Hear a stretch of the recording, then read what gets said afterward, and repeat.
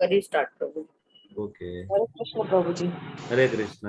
Welcome welcome જયેન્દ્રજી. હરે કૃષ્ણ. પ્રભુજી હરે દંડવત પ્રણામ પ્રભુ. પ્રણામ. હરે Krishna. Thank you for joining.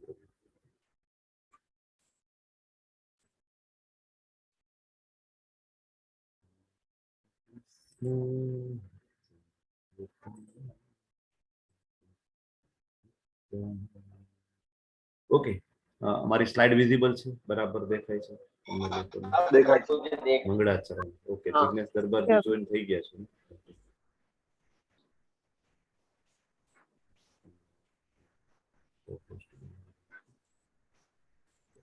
Okay, તો અત્યાર સુધી મંગળાચરણની જે સ્લાઇડ હતી એ ઇંગ્લિશમાં હતી. તો ઘણા બધાને એમ થાય કે ભાઈ આ મંગળાચરણનો અર્થ શું છે?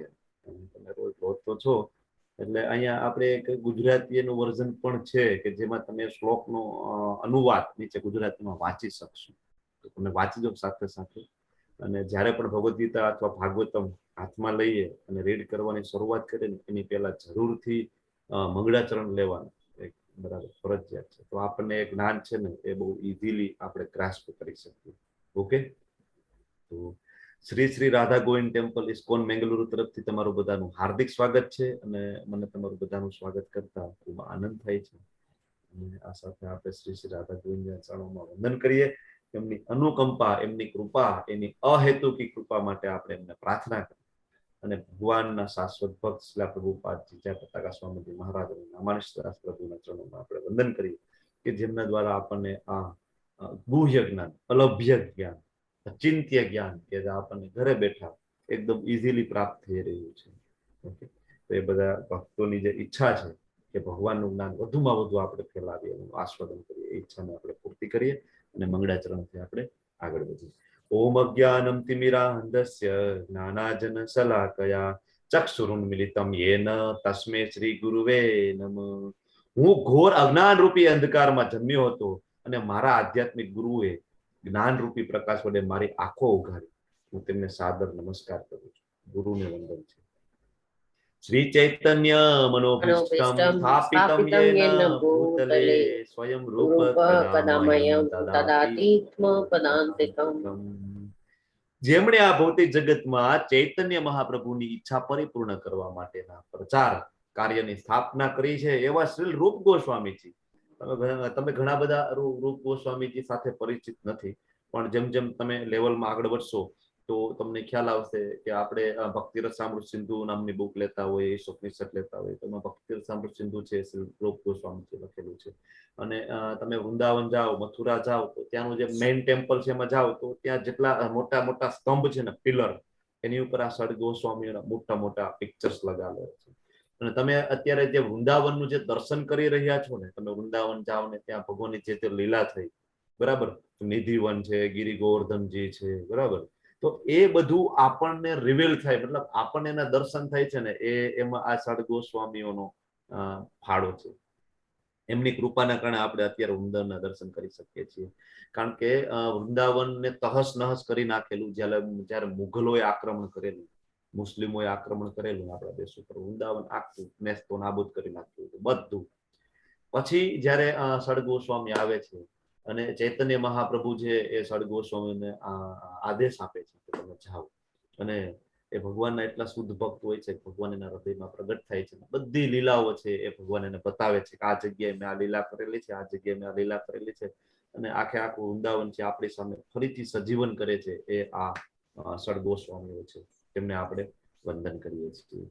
તો શ્રી રૂપ ગોસ્વામીજી પ્રભુપાદ મને ક્યારે તેમના ચરણમાં આશ્રય આપશે? હે રૂપ ગોસ્વામીજી, તમે તમારા ચરણમાં મને ક્યારે આશ્રય આપશો? આપણે વિનંતી કરીએ છીએ.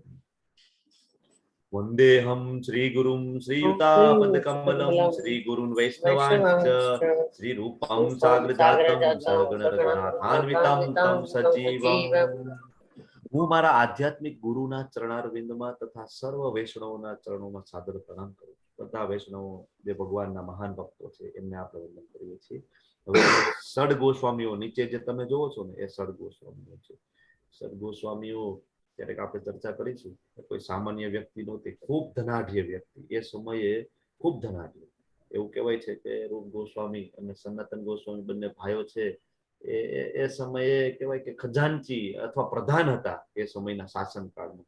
તો એની પાસે એટલા રૂપિયા હતા કે એ જયારે એ બધું છોડીને આવતા રહ્યા તેની પાસે 2 બોટ મોટી ભરાય ને એટલા સોનાના સિક્કા, હીરા, મોતી, માણેક હતા. 2 બોટ મોટી ભરાય. એ બધું છોડીને ભગવાનના ચરણોમાં સમર્પિત થઈ ગયું છે. એ આ રૂપ ગોસ્વામીજીઓ છે. બરાબર. તે રૂપ ગોસ્વામી છે, બીજા સર ગોસ્વામી છે. બરાબર. તો એવા શ્રીલ રૂપ ગોસ્વામીજી તથા તેમના મોટા ભાઈ સનાતન ગોસ્વામીજી તેમજ રઘુનાથ દાસ, રઘુનાથ ભટ્ટ, ગોપાલ ભટ્ટ અને જીવ ગોસ્વામીના ચરણોમાં વંદન કરું છું. જો તમે ગમે ત્યારે કઈ યાત્રા કરતા હોય ને, કાર લઈને આપણે જતા હોય, બસમાં જતા હોય, ધામમાં, હંમેશા યાદ રાખવાનું કે આ ષડ ગોસ્વામીઓને અથવા આપણી આચાર્ય પરંપરાના જે 6 મહાન ભક્તો છે એમનું નામ લઈ અને આ તમારે યાત્રા શરૂ કરવા. કોઈ પણ વિઘ્ન નહીં આવે. આ ઘણા બધા શાસ્ત્રોમાં, ઘણા બધા લેક્ચરોમાં મેં સાંભળ્યું છે કે ભગવાનના મહાન ભક્તોને યાદ કરીને યાત્રા શરૂઆત કરીએ ને, ભગવાન હંમેશા આપણી સાથે રહે. કારણ કે આપણે જોયું ને કે ભગવાન એના ભક્તોની વાતોને જૂટલાવી શકતા નથી.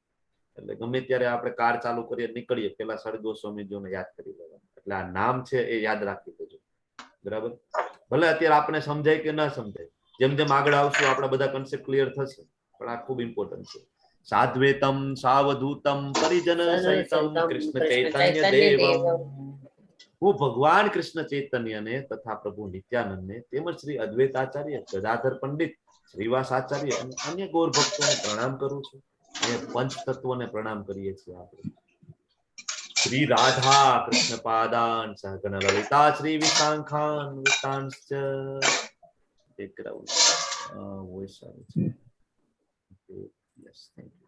તો શ્રીમતી લલિતા, શ્રીમતી વિશાખા, લલિતા વિશાખા એ રાધાજી છે ને એની સહેલીઓ છે, સખીઓ છે, બેસ્ટ ફ્રેન્ડ છે.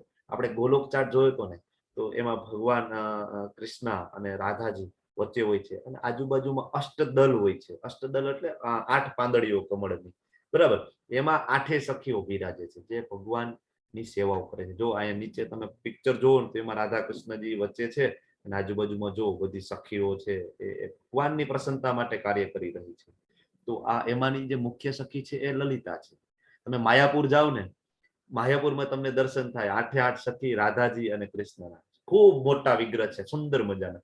ખાલી તમે એક વખત ગૂગલ કરી અને માયાપુરના વિગ્રહના એમનેમ જ તમે દર્શન કરજો, તમે ખુશ થઈ જશો.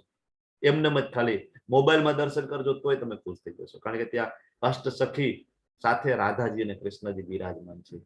હે કૃષ્ણ કરુણા સિંધુ દીનબંધુ જગતપતે ગોપેશ ગોપિકા કાંત રાધા કાંત નમસ્તુતે. હે વહાલા કૃષ્ણ, આપ તો સંતપ્ત જનોના મિત્ર છો. સંતપ્ત જનો એટલે આપણા જેવા પાપી છે, બરાબર, જે દુખી છે, બરાબર, તો એના દિનબંધુ છે ભગવાન છે. બરાબર. અને સૃષ્ટિના ઉદ્ભવ સ્થાન છો, જગતપતે. આગળ ભગવાન 10મા અધ્યાયમાં કહેશે અને આજે પણ કહેશે કે આ જે કઈ છે ભૌતિક જગત, આધ્યાત્મિક જગત, બધું હું ઉત્પન્ન કરું છું. અહમ સર્વસ્ય પ્રભવો. લાય કે છે ઉદ્ભવ સ્થાન છો. આપ ગોપીઓના સ્વામી છો. ગોપીઓના સ્વામી, રાધા રાણીના તમે પ્રિયતમ છો. રાધા રાણીના તમે પ્રિયતમ છો અને હું આપને સાદર દંડવત પ્રણામ કરું છું. કૃષ્ણને અહીંયા આપણે દંડવત પ્રણામ કરીએ છીએ. તપ્ત કાંચન ગૌરાંગી રાધે વૃંદાવનેશ્વરી વૃષભાનુ સુતે દેવી પ્રણમામી હરિપ્રિયે. અહીંયા આપણે રાધાજીના વંદન કરીએ છીએ, જે ભગવાનના અંતરંગ શક્તિ છે. ભગવાનની જે યોગમાયા શક્તિ છે એ રાધાજીનું એક્સપાન્શન છે. બરાબર. તો કેવા રાધાજી છે? તો કે તપેલા સુવર્ણ સમાન દેહિક જેની કાંતિ છે. કેવું એની કાંતિ છે? એકદમ ગોલ્ડન કાંતિ. એ પણ કેવું તપેલું સોનું હોય એવી કાંતિ ધરાવનાર વૃંદાવન. કારણ કે તપેલું સોનું હોય ને એમાં કોઈ પણ પ્રકારની અશુદ્ધિ ના હોય. બરાબર. બાકી એક વખત ઓલું હાર્ડ થઈ જાય પછી તેમાં 22 કેરેટ ને 20 કેરેટ એ થાય. પણ જયારે તપ્ત કાંચન એટલા માટે કીધું છે કે એ 24 કેરેટ હોય તો જ એ તપ્ત કહેવાય કે લિક્વિડ ફોર્મમાં હોય ગોલ્ડ. તો એની જે જાય છે એનો જે રંગ છે એ રાધાજીનો રંગ છે. દેહ કાંતિ ધરાવતા વૃંદાવનના મહારાણી. બરાબર. કેવા? તો કે વૃંદાવનના મહારાણી અને રાજા વૃષભાનુના પુત્રી છે. કેવા છે? તો કે તપેલા સુવર્ણ સમાન દેહ કાંતિ ધરાવતા ભગવાન કૃષ્ણને અત્યંત પ્રિય છે એવા રાધા રાણી હું આપને સાદર પ્રણામ કરું. રાધાજીની કૃપા વગર કૃષ્ણ પ્રાપ્ત થાય નહીં. નિત્યાનંદ પ્રભુ ની કૃપા વગર કૃષ્ણ પ્રાપ્ત થાય નહીં. બરાબર. કુંદે દેવી તુલસી મહારાણીની કૃપા વગર કૃષ્ણ પ્રાપ્ત થાય નહીં. ઘણા બધા મંદિરમાં જાય, સીધા કૃષ્ણને વંદન કરે, બરાબર. પણ એમના જે મહાન ભક્તો છે, તુલસી દેવી છે, શિલા પ્રભુપાદજી છે, આચાર્ય પરંપરા છે, આમની કૃપા વગર ભગવાન પ્રાપ્ત ના થાય. વાંછા કલ્પતરુભ્યશ્ચ કૃપા સિંધુભ્ય એવ ચ પતિતાનાં પાવનેભ્યો વૈષ્ણવેભ્યો નમો નમઃ. આપણે આ બધા વૈષ્ણવોને પ્રણામ રોજ કરીએ છીએ. કલ્પવૃક્ષની જેમ સૌ કોઈની ઈચ્છાઓ પણ કરનારા હોય છે. પતિત જીવોને પાવન કરનાર, આપણે બધા પતિત છીએ કળિયુગના, તો આવા જીવોને પાવન કરનારા છે, બરાબર, એવા વૈષ્ણવો છે. કૃપાના સાગર છે પ્રભુપાદજી. મૃત્યુ આવે છેલ્લે ક્ષણથી, છતાં આપણા માટે ભાગવતનું ટ્રાન્સલેટ કરતા જાય છે, બરાબર. એટલે કીધું છે પતિતાનાં પાવનેભ્યો વૈષ્ણવેભ્યો. વૈષ્ણવો આવા છે. શ્રી કૃષ્ણ ચૈતન્ય પ્રભુ નિત્યાનંદ શ્રી અદ્વૈત ગદાધર શ્રીવાસાદિ ગૌર ભક્તવૃંદ. આયા પંચ તત્વોને આપણે વંદન કરીએ છીએ. શ્રી કૃષ્ણ ચૈતન્ય, નિત્યાનંદ પ્રભુ, અદ્વૈત પ્રભુ, ગદાધર પંડિત, શ્રીવાસાચાર્ય, બધા ભક્તોને સાદર પ્રણામ છે. હરે કૃષ્ણ કૃષ્ણ કૃષ્ણ હરે હરે, હરે રામ રામ રામ હરે હરે. જરૂરી હતું થોડું મંગળાચરણ લેવું આજે, કારણ કે આજે 7મો ચેપ્ટર આપણે પૂછી ગયા છીએ, અને ભગવદ્ ગીતાનું જે ઇસેન્સ છે, જે ભગવદ્ ગીતાનો સાર છે, આપણે હવે એમાં જઈ રહ્યા છીએ ધીમે ધીમે. તો આપણને એટલીસ્ટ મંગળાચરણ થોડો ખ્યાલ હોય તો એ જરૂરી છે. ઓકે, હવે અમારી સ્લાઇડ વિઝિબલ છે ને જિજ્ઞેશ દરબારજી? તમે દેખાય છે. રોજ મંગળાચરણ લઈએ પણ એનો અર્થ જ ખબર ના હોય, એટલે મને એમ થયું કે આજે થોડો ટાઈમ લઈ 5 મિનિટ 10 મિનિટ લઈ અને મંગળાચરણ તમને સમજાવી દઉં.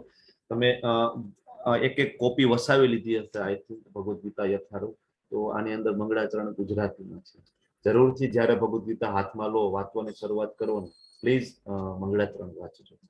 એનાથી તમારા બ્રેઇન ઉપર ઇફેક્ટ થશે, કારણ કે પ્રભુપાદજી છે એ તમને હેલ્પ કરશે, તમને એનું સાનિધ્ય ફીલ થશે તમને. અને પ્રભુપાદજીને યાદ કરી અને જ્યારે પઠન કરશો ને તો પ્રભુપાદજી એનું સાનિધ્ય તમને ફીલ થાય. હવે આજનું જે ચેપ્ટર છે એનું નામ છે પરમેશ્વરનું જ્ઞાન અથવા જ્ઞાન વિજ્ઞાન યોગ, અધ્યાય 7મો.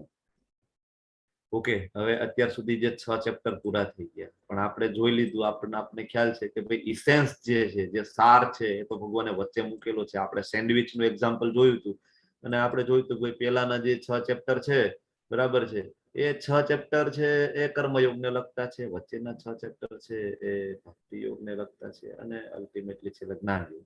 આગળ પાછળ થોડુંક મિક્સ પણ છે. પહેલા 6 ચેપ્ટર કર્મયોગ સાથે જ્ઞાન યોગ ભક્તિ યોગ પણ છે, સેમ વે લાસ્ટમાં પણ એવું છે. પણ જે ખરેખર ઇસેન્સ છે, જે ખરેખર ક્રીમ ઓફ ધ ક્રીમ છે, એ વચ્ચે છે 7મું ચેપ્ટર. જો અત્યાર સુધીના જે 6 ચેપ્ટર આપણે જોયા ને, તો એની અંદર ભગવાન પોતાના મહિમા વિશે કઈ ખાસ કહેતા નથી, આપણને પોતાના ઐશ્વર્ય વિશે ખાસ કહેતા નથી. પહેલા 6 ચેપ્ટરમાં ભગવાન છે ને એ આપણને કર્મયોગ વિશે જ્ઞાન આપે છે, કે આપણે કઈ રીતના કર્મ કરવાનું છે, કર્મ શું છે, અકર્મ શું છે, વિકર્મ શું છે, આ બધું જ્ઞાન આપે છે, બરાબર. આપણે ભૌતિક જગતમાં કઈ રીતના રહેવાનું છે એનું આપણને જ્ઞાન આપે છે, બરાબર. પણ આપણે તો ધામમાં જવું છે, ભગવાન સાથે આપણે રાસલીલા કરવી છે, તો એના માટે હવે અહીંયા ભગવાન જ્ઞાન છે એ આપવાની શરૂઆત કરે છે. તો જે લોકોમાં ધીરજ હોય, જેનામાં ધૈર્ય હોય, નિશ્ચય હોય, ઉત્સાહ હોય ને, એ અહીંયા 7મા ચેપ્ટર સુધી ટકી જાય.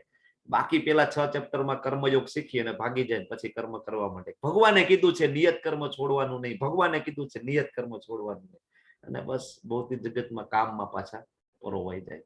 એટલે જે ઇસેન્સ છે, જે સાર છે, ભગવાન વચ્ચે રાખે છે, કારણ કે ભગવાન પણ જોવે ને કે ભાઈ ખરેખર ધીરજ કોનામાં છે, મને જાણવાની ધીરજ છે, તો એને હું આપું છું. ઓકે, આગળ વધીએ. આ જે સામે તમારી સામે પિક્ચર જોવો છો, આ કયું પિક્ચર છે? એન્ડ્રેસ કરો જોઈએ. આમ તો મેં તમને 2-3 વખત 4 વખત સમજાવી દીધું છે આ પિક્ચર, અને હવે કોન્સેપ્ટ ક્લિયર હોવો જોઈએ તમારો. શિરોદક્ષાય વિષ્ણુ. મહાવિષ્ણુ. મહાવિષ્ણુ. શિરોદક્ષાય વિષ્ણુ કોણ બોલ્યું? જિગ્નેશ દરબારજી તમે બોલ્યા? શિરોદક્ષાય વિષ્ણુ, મહાવિષ્ણુ, શિરોદક્ષાય વિષ્ણુ. કયું એક્ઝેક્ટલી કયું? હા, કોમલ કિરણજી, જયેન્દ્રજી. મહાવિષ્ણુ. મહાવિષ્ણુ. મહાવિષ્ણુ બરાબર છે. જિગ્નેશ દરબારજી મહાવિષ્ણુ છે ને? બરાબર છે. મહાવિષ્ણુ કેવો કે કારણો દક્ષિણ કેવો. કાળો દક્ષાય Vishnu exactly. Yes, Amrish Patelji, welcome પ્રભુ. Thank you so much for joining. તમને કોહોસ્ટ બનાવી. હરે કૃષ્ણ. હરે કૃષ્ણ પ્રભુ, હરે કૃષ્ણ. ઓકે, ના પ્રભુ કોહોસ્ટ પ્રભુ. ડોક્ટર દીપ્તિજી તમે જોઈન કર્યું છે? Okay, yes. ઓકે, તમને પણ કોહોસ્ટ બનાવી. ઓકે, તો આ મહાવિષ્ણુ છે. અહીં પરમેશ્વરનું જ્ઞાન આપણે લેવાનું છે ને, શરૂઆત જ મહાવિષ્ણુ. શાસ્ત્રો એ ત્યાં સુધી લખે છે શ્રીમદ ભાગવતમાં કે જે લોકો આ ત્રણ વિષ્ણુને જાણી લે ને એ બધા કર્મ બંધનોમાંથી છૂટી જાય, ધામમાં જતા રહે. ખાલી ત્રણ વિષ્ણુને સમજી લે ને તો પણ ભાગવતમાં ત્યાં સુધી લખ્યું છે કે મહાવિષ્ણુ, ગર્ભોદક્ષાય વિષ્ણુ અને શિરોદક્ષાય વિષ્ણુ, ખાલી આ ત્રણ ને જાણી લે ને પરફેક્ટલી. આને જાણી લો એટલે ભગવાનને તમે કર્મ જાણી લો, ભગવાનનો તમે જન્મ જાણી લો. જે આપણે ચોથા અધ્યાયના 9મા શ્લોકમાં કીધું હતું ને, જન્મ કર્મ ચમે દિવ્યમ એવમ યો વેતિ તત્વતઃ. મહાવિષ્ણુને જાણી લો એટલે ભગવાનનો જન્મ અને ભગવાનનો કર્મ તમે બંને જાણી લો છો. તો ભગવાન કહે છે તો પછી તમારી પાસે આવી જશો, ચિંતા નહીં કરો. ઓકે, હવે 7મા અધ્યાયની ભાઈ શરૂઆત શું કામ થાય, આનું કનેક્શન આગળ શું થાય? તો આગળ જે 6થો ચેપ્ટર આપણે અષ્ટાંગ યોગ જોયું હતું એના છેલ્લા શ્લોકમાં ભગવાને કહી દીધું કે મેં અત્યાર સુધી કર્મયોગી, જ્ઞાન યોગી, અષ્ટાંગ યોગી, હઠ યોગી બધાનું વર્ણન કર્યું છે, પણ ભગવાન એમ કહે છે ભાઈ મને પ્રિય કોણ છે? મને પ્રિય તો ભગવાન કહે છે શ્રદ્ધાવાન ભજતે યો મામ. બરાબર, 6થા અધ્યાયનો છેલ્લો શ્લોક 6.49 આઈ થિંક. બરાબર, હું ખોટો ન હોય તો યોગીનામ અપી સર્વેશામ મદ્ગતે અંતરાત્મના. બધા પ્રકારના યોગીઓ છે જે અંતઃકરણ પૂર્વક બરાબર મારું પાણ કરે છે, મને ભજે છે. શ્રદ્ધાવાન ભજતે યો મામ, કે શ્રદ્ધા પૂર્વક જે મારી ભક્તિ કરે છે. સમય યુક્ત તમો મત. ભગવાન કહે છે કે એ મારા મત મુજબ એ ઉત્તમ છે ને મને પ્રિય છે. ઓકે, ભગવાન તમે કહી તો દીધું કે તમને પ્રિય છે, જે તમને શ્રદ્ધાવાન શ્રદ્ધાથી તમને ભજે છે. તો આ ભક્તિ કરવાની કઈ રીતના ભગવાન, એ તો સમજાવો. કઈ રીતના તમને સમજી શકીશું, કઈ રીતના તમને ઓળખીશું? એટલે અહીંથી 7મું ચેપ્ટર શરૂ થાય કે એમાં ભગવાન એનું જ્ઞાન અને આગળ જતા જતા જતા જતા ભગવાન એનું ઐશ્વર્ય અને બધું આપણને સમજાવશે કે જેથી આપણે આ ભગવાનને પ્રેમ કરી શકીએ. વચ્ચેના જે 6 ચેપ્ટર છે એ ભગવાનને નજીક જવા માટેના સૌથી ઇમ્પોર્ટન્ટ ચેપ્ટર છે. પેલા 6 ચેપ્ટરમાં ભગવાન એનું ઐશ્વર્ય, મહિમા, અચિંત્ય શક્તિઓ વિશે વર્ણન નથી કરતા, વચ્ચેના 6 ચેપ્ટરમાં જ કરે છે. તો આ જે મિડલ પાર્ટ છે ખૂબ ઇમ્પોર્ટન્ટ છે, જે સમજવાથી તમને ભગવાન સાથે પ્રેમ થશે અને તમે ભગવાનને શરણાગત થશો. એવું સુંદર ચેપ્ટર છે. એનો આ પહેલો શ્લોક છે. ભગવાન બોલે છે શ્રી ભગવાન ઉવાચ. ગમે તેની ભગવદ્ ગીતા લઈ લો, નાસ્તિકની ભગવદ્ ગીતા પણ તમે લઈ લો, જે કૃષ્ણને ભગવાન નથી માનતા, જે કૃષ્ણને પૂર્ણ પુરુષોત્તમ નથી માનતા, એવા ઘણા બધા સંપ્રદાયો એ પણ ભગવદ્ ગીતાનું જ્ઞાન વેચતા હોય, એની ભગવદ્ ગીતા વાંચો તો એના પણ આ શ્લોકમાં અથવા જેટલા શ્લોક ભગવાને બોલેલા છે બધામાં એમ જ આવશે ભગવાન ઉવાચ. એવું નહીં લખે કેશવ ઉવાચ, માધવ ઉવાચ, વાસુદેવ ઉવાચ, નહીં, ભગવાન ઉવાચ. કારણ કે ભગવાન કૃષ્ણ છે એટલે એને એ ચેન્જીસ નહીં કરી શકે. ભગવાનની વ્યાખ્યા આપણે જોઈ હતી બીજા ચેપ્ટરમાં. કોણ કહેશે? 2nd ચેપ્ટરની અંદર ભગવાન એટલે શું, કન્સેપ્ટ ક્લિયર થવો જોઈએ. ખૂબ મહત્વનો કન્સેપ્ટ છે એ. હેન્ડ રેસ કરો. હરે કૃષ્ણ. ખાલી અમરેશજી એક જ હેન્ડ રેસ છે, જિગ્નેશ દરબારજી બીજા, yes Shailendraji, Gayatriji, thank you, thank you. Komal Kiran Gor, yes Amrishji બોલો તમે. ચલો પહેલો હેન્ડ રેસ તમારો છે. ફાસ્ટેસ્ટ ફિંગર્સ ફર્સ્ટ આપણે કરીએ. જે સડ ઐશ્વર્યથી યુક્ત હોય સંપૂર્ણ એને ભગવાન કહેવાય. એને ભગવાન કહેવાય. પરાશર મુનિએ એની વ્યાખ્યા કરી હતી. પરાશર મુનિ, એ વિષ્ણુ પુરાણમાં કીધેલું છે. બરાબર, એક્ઝેક્ટલી. કયા સડ ઐશ્વર્ય છે કોણ કહેશે? ધર્મેશ કુમાર લાલવાલાજી તમે બોલો. ચલો 6 ઐશ્વર્ય. હરે કૃષ્ણ, હરે કૃષ્ણ. સુંદરતા, સમૃદ્ધિ, ખ્યાતિ, શક્તિ, જ્ઞાન ને ત્યાગ. ઈ બહુ ફટાફટ બોલી ગયા તમે તો. Very good, thank you. આટલા બધા હેન્ડરેસ થાય, યસ, ખૂબ આનંદ થાય. Thank you. એક્ટિવ પાર્ટિસિપેન્ટ હંમેશા તમે બધા કરો. તમે શાંતિથી નહીં બેસો. તમને જેવા જવાબ આવડે ને એવા જવાબ તમે આપો. એક્ટિવ પાર્ટિસિપેન્ટ છે એ ખૂબ જરૂરી છે. તમારો અને મારો કહેવાય ટોન મળવો જોઈએ, ટ્યુનિંગ થવું જોઈએ આપણું. તમે મારી સાથે વાત કરશો તો હું તમને ઓળખીશ. તમે તમારો વિડીયો ઓન રાખશો તો હું તમને ઓળખી શકીશ. તો ક્યારેક તમારા સિટીમાં હું આવીશ તો તમારે ત્યાં હું આવી શકું ને. આપણો સંબંધ એ રીતના બંધાય ને, હું તમને ઓળખતો હોય તો. તમે તો વિડીયો ઓન કરતા જ નથી એટલે હું તમને ઓળખી ના શકું. ઓકે, મયા આસક્ત મનઃ પાર્થ યોગમ યુજ્ય મદાશ્રય અસંશયમ સમગ્રમ મામ યથા જ્ઞાસ્યસી તત્સૃણુ. ભગવાન કહે છે કે સંશય અહીંયા કે છે કે પૂર્ણ પુરુષોત્તમ ભગવાન કે છે કે હે પૃથ્વાપુત્ર હવે તું સાંભળ. આમાં બે શબ્દ ખૂબ ઇમ્પોર્ટન્ટ છે. એક તો તત્સૃણુ એટલે કે સાંભળ, અને બીજું સંશય એટલે કે ડાઉટ. બરાબર. તો કે હવે તું સાંભળ કે તું કેવી રીતે મારી ભાવનાથી પૂર્ણ રહી, મનને મારામાં અનુરક્ત કરી યોગાભ્યાસ કરતો રહી મને સંપૂર્ણપણે સંદેહ રહિત થઈને જાણી શકે છે. આગળ કીધું ને શ્રદ્ધાવાન ભજતે યો મામ, ભગવાને કીધું ભાઈ શ્રદ્ધાથી મને જે ભજે છે, એટલે હવે ભગવાન એનો રસ્તો આપે છે કે ઠીક છે મને ગમે છે શ્રદ્ધાવાન ભજતે યો મામ, પણ કઈ રીતના કરવાનું છે. જો આ રીતના કરશું ને તો તમારું મન મારામાં લાગી જશે, તમે શ્રદ્ધાપૂર્વક મને ભજશું. ઓકે. સંશય ખૂબ મહત્વનો આ શબ્દ છે કે ડાઉટ. સંશય છે ને આપણામાં ડાઉટ હોય ને તો એ આધ્યાત્મિક જગતમાં આગળ વધવા માટે, સ્પિરિચ્યુઅલ પ્લેટફોર્મમાં આગળ વધવા માટે એનો ખૂબ મોટો શત્રુ છે. અને સંશય છે ને એ એક વસ્તુનો નાશ કરે છે. જે રિપીટર છે એને ખબર છે, બોલી જાવ ચલો, શેનો નાશ કરી દે? સંશય શ્રદ્ધાનો નાશ કરી દે. યસ. ડાઉટ હોય ને મગજની અંદર, જયારે ડાઉટ હોય ને આપણને શાસ્ત્રો પ્રત્યે, ભગવાન પ્રત્યે, તો આપણી શ્રદ્ધા ફિનિશ થઈ ગઈ. તમારા બધામાં તો શ્રદ્ધા છે એટલે તમે રોજ સવારમાં 1 થી 1.5 કલાક ઇન્વેસ્ટ કરો છો અને આવો છો. પણ શ્રદ્ધા ના હોય ને તો શૂન્ય, તમે આગળ ના વધી શકો સ્પિરિચ્યુઅલ પ્લેટફોર્મની અંદર. કારણ કે ભગવદ્ ગીતામાં ઘણું બધું એવું છે, આપણા શાસ્ત્રોમાં ઘણું બધું એવું છે કે જે ખાલી આ ગ્રહ પૂરતી વાત નથી, આ બ્રહ્માંડ પૂરતી પણ વાત નથી, બીજા બ્રહ્માંડોની પણ વાતો થાય છે. બરાબર છે. એવું ઘણું બધું છે કે જે આપણી બુદ્ધિથી પણ પરે છે. પણ જો આપણે ભગવાનના શરણે જાય ને તો એ બધું આપણે સમજાય જાય, તો આપણે શ્રદ્ધાથી આપણે સમજી શકીએ. બાકી કોઈ એમ કે હું બહુ મોટો વિદ્વાન છું, ડોક્ટર છું, એન્જિનિયર છું, સાયન્ટિસ્ટ છું અને હું ભગવદ્ ગીતા સમજી લઈશ, તો ભગવાન કે ના ના ના ના ના, એ પોસિબલ નથી. ભક્ત થવું પડશે, મિત્ર બનવું પડશે. અર્જુનને કહી દીધું તું મારો ભક્ત છો, તું મારો મિત્ર છો ને અર્જુન, એટલે હું તને આ જ્ઞાન આપું છું, એટલે તું આ રહસ્ય સમજી શકીશ. આપણે જોયું આગળ 3જા ચેપ્ટરમાં. ઓકે. તો શ્રદ્ધા છે એ ખૂબ જરૂરી છે. બરાબર. પણ આપણી તો શ્રદ્ધા જ ખતમ થઈ ગઈ. આપણું એજ્યુકેશન જ એવા વાતાવરણમાં થયું, આપણા બધાનું ભણતર. બરાબર. આપણી શ્રદ્ધા પૂરી થઈ ગઈ. મુઘલોનું આક્રમણ થયું, આપણા બધા મંદિરો તોડી નાખ્યા, તો આપણે બધા મંદિરો પુનર્જીવિત કરી નાખ્યા. પણ પછી અંગ્રેજો આવ્યા, અંગ્રેજો, બરાબર, ઇંગ્લિશમેન, એ બધાએ પેલા રિસર્ચ કર્યું આ બધાને કઈ રીતના, આ બધાનું પતન કઈ રીતના કરવાનું. તો ઘણા બધા એના કહેવાય ને સાયકોલોજીસ્ટ ને, ફિલોસોફર્સ ને, મેક્સ મુલર ને આ બધાને મોકલ્યા ઇન્ડિયામાં. ઘણો સમય સુધી એને રિસર્ચ કર્યું અહીંયા ખરેખર આ બધાને કઈ રીતના આપણે તોડી કઈ રીતના નાખવાનું. તો એ જેને રિપોર્ટ રજૂ કરે છે ત્યાં બ્રિટનમાં જઈને, ભાઈ આ બધા છે ને એ કમ્પ્લીટલી ઇન્ડિપેન્ડન્ટ છે. આ લોકોનું એજ્યુકેશન એટલું જોરદાર છે કે એજ્યુકેશનમાં બધું શીખવવામાં આવે છે. બધું, રસોઈ બનાવવાથી લઈ અને જ્ઞાનથી લઈ અને પોતાની રક્ષણથી લઈ અને બધા શસ્ત્રોથી લઈને વેદોથી લઈ બધું જ્ઞાન આને આપવામાં આવે છે. તો આ તો બધા જાતે પોતે કહેવાય ઇન્ડિપેન્ડન્ટ છે. આને ખતમ કરવા હોય ને તો એક જ વસ્તુ છે કે આની સંસ્કૃતિને ખતમ કરી નાખો, આ બધાની કલ્ચરને પૂરું કરી નાખો ને, આ બધાની એજ્યુકેશન સિસ્ટમને તમે ચેન્જ કરો ને, આ બધાનું પતન થઈ જશે. એટલે એ લોકોએ શું કર્યું, આપણી એજ્યુકેશન સિસ્ટમને હેક કરી લીધી. બરાબર. અને અત્યારે આપણે જે એજ્યુકેશન સિસ્ટમમાં ભણીએ છીએ, બરાબર, એનાથી શું થાય? બરાબર. તો કે ભાઈ નોકરો બધા ઉત્પન્ન થાય, નોકરો. Yes sir. બરાબર. ભણી ગણીને શું કરવું? તો ગોલ, અત્યારના એજ્યુકેશનનો ગોલ શું છે? ભણતરનો ગોલ શું છે? જોબ કરવી અને પૈસા કમાવા. આના સિવાય બીજો કઈ ગોલ હોય તો તમે મને કહેજો કે અત્યારની એજ્યુકેશન સિસ્ટમનો જોબ કરવી અને પૈસા, અલ્ટિમેટલી બે એક જ વસ્તુ છે, પૈસા કમાવા. મતલબ પૈસા કમાવા સિવાય કોઈ ગોલ છે જ નહીં આખી એજ્યુકેશન સિસ્ટમનો. તો ખરેખર આપણો જન્મ પૈસા કમાવા માટે જ થયો છે. આપણે એટલા માટે અહીંયા છીએ ભૌતિક જગતમાં, પૈસા કમાવા માટે. બરાબર. એટલે આપણી શ્રદ્ધા તોડી નાખી.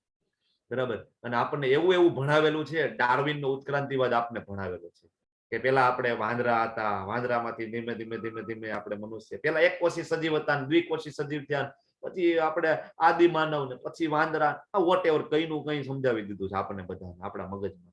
પણ આપણે ભગવદ્ ગીતા વાંચીએ તો ચોથા અધ્યાયના પેલા બીજા શ્લોકમાં ભગવાન કહે છે કે ભાઈ આ ભગવદ્ ગીતા છે ને એ 20 લાખ વર્ષથી તો અહીંયા છે. 20 લાખ વર્ષથી છે, 12 કરોડ વર્ષ પહેલા તો મેં સૂર્યદેવને કીધેલું છે. મતલબ આપણે વાંદરામાંથી નથી આવતા, આપણા પૂર્વજો છે એ ભગવાન છે, ઋષિ મુનિઓમાંથી આપણે આવીએ છીએ.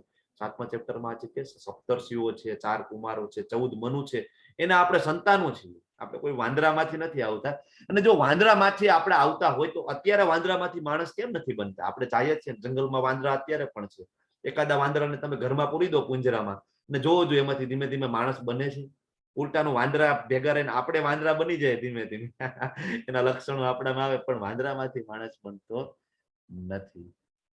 તો આપણી શ્રદ્ધા ખતમ કરી દીધી. શ્રદ્ધા વગર છે ને સંબંધ આપણો બંધાતો નથી ભગવાન સાથે. આપણને ભગવાનમાં વિશ્વાસ નથી. ઇવન આપણે મંદિરમાં જાય તો આપણે વિશ્વાસ નથી ખરેખર આ ભગવાન છે, આ જે મૂર્તિ છે એની અંદર ભગવાન બિરાજમાન છે. આપણને ડાઉટ છે, આપણી શ્રદ્ધા પૂરી કરી દીધી. હવે જ્યાં વિશ્વાસ નથી આપણને જ્યાં, તો ત્યાં સંબંધ બંધાય નહીં. એટલે હું તમને શું કામ કહું છું, તમે થોડુંક જળ અર્પણ કરો, તુલસી અર્પણ કરો, એક માળા કરવાની શરૂઆત કરો અને ભગવદ ગીતા વાંચો, ભોગ લગાડો ઠાકોરજીને. બરાબર છે.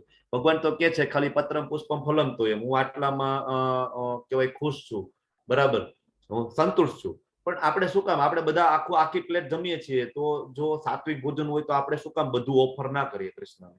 અને પ્રસાદ છે ને એમાં પ્રભુપાદ કે છે કે મેજિક ફોર્મ્યુલા છે, મેજિક જાદુ છે એની અંદર, કે તમે ભગવાનને ભોગ ધરાવો, પછી જે પ્લેટ લઈ લો, ધારો કે 2 રોટલી તમે મૂકેલી છે, તો 2 રોટલીના તમે કટકા કરી દો, બરાબર, 4 પીસ કરી નાખો અને બધાને એક એક આપી દો.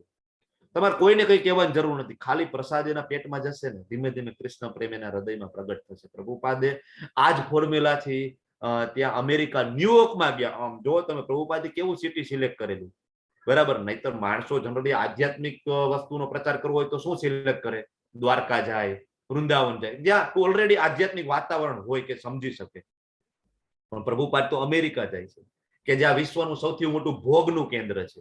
અને એમાં પણ કયું સિટી, તો કે ન્યુયોર્ક. ન્યુયોર્કમાં બેસે છે કે જ્યાં આખા વર્લ્ડનું કહેવાય ને ભોગનું સેન્ટર છે, ઇન્દ્રિય તૃપ્તિનું સેન્ટર છે ન્યુયોર્ક, કે જ્યાં બધા ભોગમાં ડૂબેલા છે. આવા માણસોને કૃષ્ણ ભાવનામૃત આપવું, ભગવાન આપવા એ સામાન્ય વાત નથી. કઈ રીતના કરે છે, બધાને પ્રસાદ જમાડે છે. 70 વર્ષની ઉંમરે એ બધા માટે ગુલાબ જાંબુ બનાવવાના, રસોઈ બનાવવાની, પૂરી બનાવવાની, એ વાસણો પણ સાફ કરવા. એટલે જ હું કહું છું ભગવાને એની પોતાની શક્તિનો સત્યાવેશ કરેલો હતો પ્રભુપાદમાં. બાકી શક્ય નથી, પ્રભુપાદથી પણ ના થાય. પણ ભગવાન પોતે છે એની એક શક્તિ, જે ભક્તિ શક્તિ છે, એનો આવેશ કરે છે પ્રભુપાદમાં, એટલે એ થાય. તમે યુટ્યુબમાં વિડીયો જોજો, અભયચરણ નામની સિરિયલ છે, યુટ્યુબમાં સર્ચ કરજો, 45 એપિસોડ છે, તમે જોજો. ધીમે ધીમે તમને પ્રભુપાદ પ્રત્યે પ્રેમ થઈ જશે. અને ભક્તો પ્રત્યે પ્રેમ થાય ને એટલે તમારી ગોલોક વૃંદાવનની ટિકિટ કન્ફર્મ છે. કારણ કે ભક્તો લઈ જઈ શકે આપણને હાથ પકડીને. ઓકે, આગળ વધીએ. તો કેવું જ્ઞાન છે આ જ્ઞાન કેવું છે? ભગવાન કે છે કે હું તને પૂર્ણ રૂપે ઇન્દ્રિય ગમ્ય તથા દિવ્ય એમ બંને જ્ઞાન વિશે અત્યારે હું તને કહું છું. કેવું જ્ઞાન છે? તો કે ઇન્દ્રિય ગમ્ય. ઇન્દ્રિય ગમ્ય એટલે કે ભાઈ પ્રેક્ટિકલ. આપણી જે ઇન્દ્રિયો છે ને એનાથી તું પણ સમજી શકે, એનાથી પણ સમજી શકીશ. અને બીજું એવું જ્ઞાન છે કે જે દિવ્ય છે, જે ટ્રાન્સેન્ડેન્ટલ નોલેજ છે, બરાબર છે. આવું નોલેજ હું તને આપીશ. અને આ જાણીશ પછી શું? ભગવાન કે આ જાણ્યા પછી તારે બીજું કઈ જાણવાનું બાકી જ નહીં રહે. આપણે એમ થાય કે ઓલું જાણી લઉં, આ જાણી લઉં, વેદો વાંચી લઉં, પુરાણો વાંચી લઉં, ઉપનિષદ વાંચી લઉં. ભગવાન કે ખાલી હું તને આ જ્ઞાન આપું છું, તું આટલું જાણી લે, બીજું તારે કઈ જાણવાની જરૂર રહેતી નથી. ખૂબ ઇમ્પોર્ટન્ટ શ્લોક છે. મારો એક પ્રિય માનો એક આ શ્લોક છે. હું તમને બધાને વારંવાર રેફરન્સ આપતો હોઉં છું. કે તમે બધા અત્યારે 46 જણા મારી સાથે જોઈન થયા છો, તો તમને બધાને એમ લાગે ભાઈ ઠીક છે, હવે તો લિંક મળી હતી અને અમે જોઈન થઈ ગયા. ના ના ના, એટલું સામાન્ય નથી. ભગવાન તમારા માટે કહે છે કે મનુષ્યાણામ સહસ્રેષુ કશ્ચિદ યતતિ સિદ્ધયે યતતામ અપી સિદ્ધાનામ કશ્ચિન્વા વેતિ તત્વતઃ. કે હજારો મનુષ્યોમાંથી કોઈ એક સિદ્ધિ પામવા પ્રયત્ન કરે છે. સિદ્ધિ એટલે તમને ખબર છે ને, તમારે ગુફામાં જવું, પર્વતમાં બેસી જવાનું, તપ કરવાનું અને પછી સિદ્ધિ મળે. કેવી સિદ્ધિ મળે? હા, તો કે એકદમ નાના એવા થઈ જાય, એકદમ વિશાળકાય થઈ જાય, પરકાયા પ્રવેશ કરી શકે, અણીમાં, લઘીમાં, ગરીમાં, આવી બધી સિદ્ધિઓ મળે. બરાબર. ખૂબ તપ કરીએ. પ્રભુપાદજીને તમે સાંભળો અને શાસ્ત્રો પણ કહે છે કે તમે 12 વર્ષ, અત્યારે પણ 12 વર્ષ કોન્સ્ટન્ટ તમે તપ કરો ને તો તમને સિદ્ધિ પ્રાપ્ત થાય. આપણે સમાજમાં ઘણા બધા એવા બાબાને જોઈએ છીએ કે જે આમ કરે ને એટલે આપણને કંકુ કાઢી દે, આમ આમ કરીને આપણને એક નારિયેલ આપી દે, આમ આમ કરી અને ભભૂતિ કાઢે. તો અલ્ટિમેટલી આ બધા સિદ્ધ છે. એ કોઈ ભગવાન નથી, પણ પોતાની જાતને ભગવાન સાબિત કરે છે. તો સિદ્ધિ છે, કોઈ મોટી વાત નથી, કઈ નવીન નથી. તમે પોતે પણ જાઓ હિમાલયમાં, ગુફામાં બેસી જાઓ 12 વર્ષ અને તપ કરવા માંડો, તમને પણ સિદ્ધિ પ્રાપ્ત થાય. તમે કયો એ અણીમાં જે કઈ ઘણી બધી તમારા તપ મુજબ તમને સિદ્ધિ પ્રાપ્ત થાય. બરાબર. તો હવે આવા હજારોમાંથી તો આવા સિદ્ધિ પામવા માટે કોઈ એક પ્રયત્ન કરે છે. અને આ પ્રમાણે જે સિદ્ધિ પ્રાપ્ત કરનારા હોય ને, આવા હજારોમાંથી કોઈ એક બને વાસ્તવમાં જાણે છે. સિદ્ધિ પામવા ઘણા બધા જાશે, સિદ્ધિ બીધી લઈને પાછા આવી જશે ક્યાં? ભૌતિક જગતમાં. અહીંયા આવીને આમ કરીને ફોટો પડાવશે, આમાંથી આમ પ્રકાશ નીકળતો હોય, અહીંયા પાછળ મોટું બધું આમ ચકેડું કરેલું હોય ને, બરાબર, પોતાની જાતને ભગવાન સમજવા માંડે છે આ બધા ત્યાં પહોંચીને પણ, બરાબર. તો આવા જે છે આમાંથી પણ કોઈ ભાગ્ય મને જાણે છે, એટલે હજારોમાંથી કોઈ એક ને, એવા હજારોમાંથી કોઈ એક, એટલે તમે બધા વિરલાવો છો. કોઈ આ સામાન્ય ઘટના નથી. આ બાજુનો ફોટો છે એ કયો છે? હરે કૃષ્ણ. તમે તો બધા આમાં ભાગ પણ લેતા હશો. મેં ભાગ નથી મેરેથોન દોડ છે. મેરેથોન દોડ હોય ને, બરાબર, એમાં હજારો માણસો ભાગ લે, હજારો. પણ ખરેખર જે મેડલ લેવા માટે જે પ્રયત્ન કરતા હોય, જે પહેલેથી પ્રેક્ટિસ કરતા હોય ને, આવા માણસો જૂજ હોય, બહુ જૂજ હોય, બરાબર. તો સેમ વે જીવન જીવવા માટે ઘણા બધા માણસો જીવતા હોય, પણ ખરેખર મનુષ્ય જીવનનું ઉદ્દેશ્ય જાણે અને ઉદ્દેશ્યને પ્રાપ્ત કરવા માટે જીવન જીવે એવા માણસો કેટલા? ભગવાન કે મનુષ્યાણામ સહસ્ત્રેષુ સિદ્ધિ, હજારોમાંથી કોઈ હશે ને, એમાંથી કોઈ મને તત્વત જાણે કે હું કૃષ્ણ પૂર્ણ પુરુષોત્તમ છું. ભગવાન કે એવો તો કંઈક વિરલો હશે. હજી આગળ એક શ્લોક આવશે, બરાબર. તો આપણે બધા આનંદ માટે જીવીએ, ફન માટે જીવીએ, પણ આપણે ખરેખર આપણો જે મેઇન ગોલ છે એના માટે આપણે કંઈ કરતા નથી. અને ભક્તિ છે એ રેરેસ છે. ભક્તિ એ હજારોમાંથી કોઈક એક સિદ્ધિ મેળવે, એમાંથી હજારો હોય ને, એમાંથી એને પ્રશ્ન થાય કે આત્મા શું છે, હું કોણ છું, શું કામ હું અહીંયા છું, બરાબર, પ્રશ્ન થાય. એવા તો બહુ વિરલા હોય છે. હવે આ પ્રશ્ન થાય તો આપણે એવા ગુરુ ના સાનિધ્યમાં, એવા વ્યક્તિનો આપણે આશરો લેવો પડે કે જે આપણને આ ભગવાન જે તત્વતઃ આપણે જે જાણવાની વાત કરે છે, તો આપણે તત્વતઃ જાણી શકીએ ક્યારે? કે આવા કોઈક આપણને ગુરુ મળે. તો આવા ગુરુ કોણ? ભગવાનના સાક્ષાત શાશ્વત ભક્ત એવા કોણ છે? તો શિલા પ્રભુપાદ છે. ઇવન જો ભૌતિક જગતમાં આપણે કંઈક શીખવું હોય ને, તો એના એક્સપર્ટને આપણે પકડવા પડે. લાઈક અમે બધા ડોક્ટરો છીએ, તો અમને ઓપરેશન શીખડાવે તો એનો જે એક્સપર્ટ હોય એ, બરાબર, એ અમારા ગાઈડ હોય, અને પછી અમે એમની પાસેથી શીખીએ, બરાબર. સેમ વે તમારે કંઈક સ્પોર્ટમાં શીખવું હોય, ધારો કે તમારે ક્રિકેટ શીખવું છે, તો પણ તમારે એનો એક્સપર્ટ કોચ હોય ને, કોચની અંદર તમારે ટ્રેનિંગ લેવી પડે, પછી તમને એનું જ્ઞાન મળે. તો સેમ વે આપણે તો આ આધ્યાત્મિક જ્ઞાન લેવું છે, તો આના પણ એવા એક્સપર્ટ અને કોચ છે એ શિલા પ્રભુપાદજી છે. અને એમના જે ભક્તો છે, જય પતાકા સ્વામીજી મહારાજ, મનીષદાસ પ્રભુ છે, આમના શરણે જઈએ અને આમનો જો આપણે આંગળી પકડી લઈએ ને, તો આપણા માટે ઈઝી થાય. પણ આવા જે ગુરુ છે એમની પાસે આપણે જઈએ ને, પછી આપણે ધીમે ધીમે કહેવાય કે નિયમાત્મક સિદ્ધાંતો આપે, નિયમનાત્મક સિદ્ધાંતો આપે છે. સાચા ગુરુ હોય ને, એ આપણને સિદ્ધાંતો આપે કે જો આમ રહેવું જોઈએ, આમ રહેવું જોઈએ. બાકી જેને ખરેખર કઈ આપણા જીવન પ્રત્યે અથવા આપણી આગળની ગતિ પ્રત્યે કઈ લેવા દેવા નથી ને, એ આપણને એમ કે તમારે જેમ કરવું એમ કરો, મોજ કરો, વ્યસન કરજો, પાન માવા ફાકી ખાજો, પછી છતાંય તમારે તિલક કરવું હોય તો તિલક કરજો, પણ જ્યારે આવો ને ત્યારે એક નાની પૈસાની થપિયા સાઈડમાં મૂકતા જજો. આટલું જ જેને હોય એ આપણને નિયમનાત્મક સિદ્ધાંતો આપે નહીં, પણ સાચા ગુરુ હોય ને એ આપણને સિદ્ધાંતો આપે. તો પ્રભુપાદજી છે અમેરિકા ગયા, થોમ્કિન્સન પાર્કની અંદર 2 વર્ષ 3 વર્ષ સુધી સતત ત્યાં હરે કૃષ્ણ મહામંત્રનો જપ કરે. ઘણા બધા માણસો આવે અને બધાને હૃદયપૂર્વક આવકારે, ગુલાબ જાંબુ ખવડાવે, બરાબર, કરી ચપાટી બધું પ્રેમથી ખવડાવે, બધા નૃત્ય કરે, નાચે, બધું કરે. પછી હવે જ્યારે કોઈ એમ કે પ્રભુપાદ અમારે તમારી દીક્ષા લેવી છે, દીક્ષા માટે આવે ત્યારે પ્રભુપાદ કે વેઇટ, હું તમને છે ને સિદ્ધાંતો આપું છું, નિયમનાત્મક સિદ્ધાંતો. એક જ મિનિટ.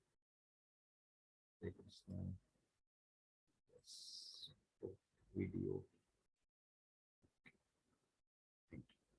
ઓકે. તો હવે જે સાચા ગુરુ હોય ને એ આપણને નિયમનાત્મક સિદ્ધાંતો આપે. પ્રભુપાદજી એને કે છે કે ઓકે, દીક્ષા લેવી છે, ચલો 4 નિયમો છે: નો મીટ ઇટિંગ, નો ગેમ્બલિંગ, નો ઇન્ટોક્સિકેશન, નો ઇલિસિટ સેક્સ. લેવલ 1 માં આના વિશે બહુ ડિટેલમાં આપણે ચર્ચા નથી કરતા. જ્યારે તમે આગળ લેવલ 2 માં આવો ત્યારે આપણે ચર્ચા કરતા હોય. સાચા ગુરુ છે આપણને નિયમ આપે, બરાબર. એક કપલ છે એ ત્યાં પ્રભુપાદ પાસે આવે છે. 17 વર્ષનું યંગ કપલ હોય છે અમેરિકામાં. છોકરો છોકરી બંને આવતા હોય, રોજ પ્રભુપાદના પ્રવચનો સાંભળવા આવે, મંદિરે દર્શન કરવા આવે સાથે. પણ બંને 2 વર્ષથી લિવિંગમાં રહેતા હોય છે, લિવિંગ રિલેશનશિપમાં. તો પ્રભુપાદ પાસે આવે છે કે પ્રભુપાદ અમારે તમારી દીક્ષા લેવી છે. તો પ્રભુપાદ કહે છે કે તમારા બંનેના મેરેજ થઈ ગયા છે? તો કે ના, મેરેજ નથી થયા. તો પ્રભુપાદ કહે છે પેલા તમે છે ને બંને મેરેજ કરી લો. પ્રભુપાદ છે એ વ્યભિચારને પ્રોત્સાહન નથી આપતા, અનૈતિક સંબંધોને પ્રોત્સાહન નથી આપતા. એ કહે છે પેલા તમે મેરેજ કરી લો. તમે વિચાર કરો કે આપણા કોઈ આધ્યાત્મિક ગુરુ હિન્દુ ભારતમાંથી જઈને અમેરિકામાં જઈ અને અમેરિકનોના મેરેજ કરાવે, પછી દીક્ષા લો, એ કોઈ સામાન્ય ઘટના નથી, બરાબર. તો પછી પ્રભુપાદ એને નિયમો આપે અને પછી દીક્ષા આપે છે. ઓકે, હવે આગળ વધીએ તો અહીં ભગવાન એની શક્તિની વાત કરે છે. ભગવાનની જે શક્તિ છે, બે પ્રકારની શક્તિ છે, પરાશક્તિ અને અપરાશક્તિ. અપરા એટલે નિકૃષ્ટ પ્રકારની શક્તિ, બરાબર. ભગવાન કે છે પૃથ્વી, જળ, અગ્નિ, વાયુ, આકાશ, બરાબર. પૃથ્વી, જળ, અગ્નિ, વાયુ, આકાશ, આને કહેવાય પંચમહાભૂત. તમે બધા પંચમહાભૂત તો જાણતા હશો, બરાબર. મન, બુદ્ધિ, અહંકાર એને કહેવાય સૂક્ષ્મ શરીર. પંચમહાભૂત ને કહેવાય ઠોસ શક્તિ અને સૂક્ષ્મ શરીર. આપણું સૂક્ષ્મ શક્તિ અને ઠોસ શક્તિ, આ બંને એ ભગવાનની ભૌતિક શક્તિઓ છે, બરાબર છે. હજી લેવલ 2 માં આવશો તો આ હજી થોડું વધારે ક્લિયર ડિટેલમાં થશે, પણ એટલું સમજો કે આ જે પંચમહાભૂત છે અને આ મન, બુદ્ધિ, અહંકાર છે, આની બહાર ભૌતિક જગતમાં કઈ નથી. તમે એક પણ વસ્તુ એવી મને બતાવો કે જે આ પંચમહાભૂતની બહાર હોય. એક પણ વસ્તુ ના હોય, કોઈ પણ વસ્તુ, કોઈ પણ. ઇવન મોબાઈલ લઈ લો કે તમારી ઘરે જે કઈ બેડ છે, તમારી ઘરે જે કઈ તકિયા છે, વોટ એવર, ગમે તે, અનાજ લઈ લો, ઇવન આપણું શરીર લઈ લો, તો આપણા શરીરમાં પણ પંચમહાભૂત સિવાય કઈ નથી. કોઈ પણ વસ્તુ જે છે, સજીવ છે કે નિર્જીવ છે, પંચમહાભૂતમાંથી બનેલું છે. અને આપણાની અંદર બે પ્રકારના શરીર છે. એક તો આપણને આ જે શરીર આપેલું છે પંચમહાભૂતનું, ને અંદરનું એક સૂક્ષ્મ શરીર છે જે આપણા મન, બુદ્ધિ, અહંકારના કારણે બનેલું છે. તમને બધાને એવો પ્રશ્ન થાય કે આત્માની અંદર છે, આત્માના ગુણો ભગવાન જેવા છે, તમે બીજા ચેપ્ટરમાં કીધા હતા, અને આત્મા કોઈ પાપ કર્મ કરતો નથી, તો આત્મા શું કામ ભોગવે છે વારંવાર નવું શરીર ગ્રહણ કરીને? તો અહીંયા જે આ સૂક્ષ્મ શરીર છે ને, એ જાય છે સાથે. આપણે આગળ સમજીશું લેવલ 2 માં ડિટેલમાં. સૂક્ષ્મ શરીર છે એની સાથે જાય છે, આત્મા સાથે. ખાલી જે ઠોસ શરીર છે ને એ અહીંયા પડ્યું રહે છે, જે પંચમહાભૂતનું શરીર છે. તો આ અહીંયા ભગવાન એની શક્તિની વાત કરી રહ્યા છે. હવે આગળ 6થા શ્લોકમાં એ બંને શક્તિની વાત કરે છે. આપણે જે જોયું ને એ અપરાશક્તિ હતી, અને બીજી ભગવાનની પરાશક્તિ છે. 7.5 માં એમ કે છે કે મારી એક પરાશક્તિ પણ છે કે જે આપણે જીવો છીએ, આપણે બધા જે જીવ છે ને એ પણ ભગવાનની એક શક્તિ છે. એ ભગવાન એમ કે છે મારી પરાશક્તિ છે, પરા અને અપરાશક્તિ.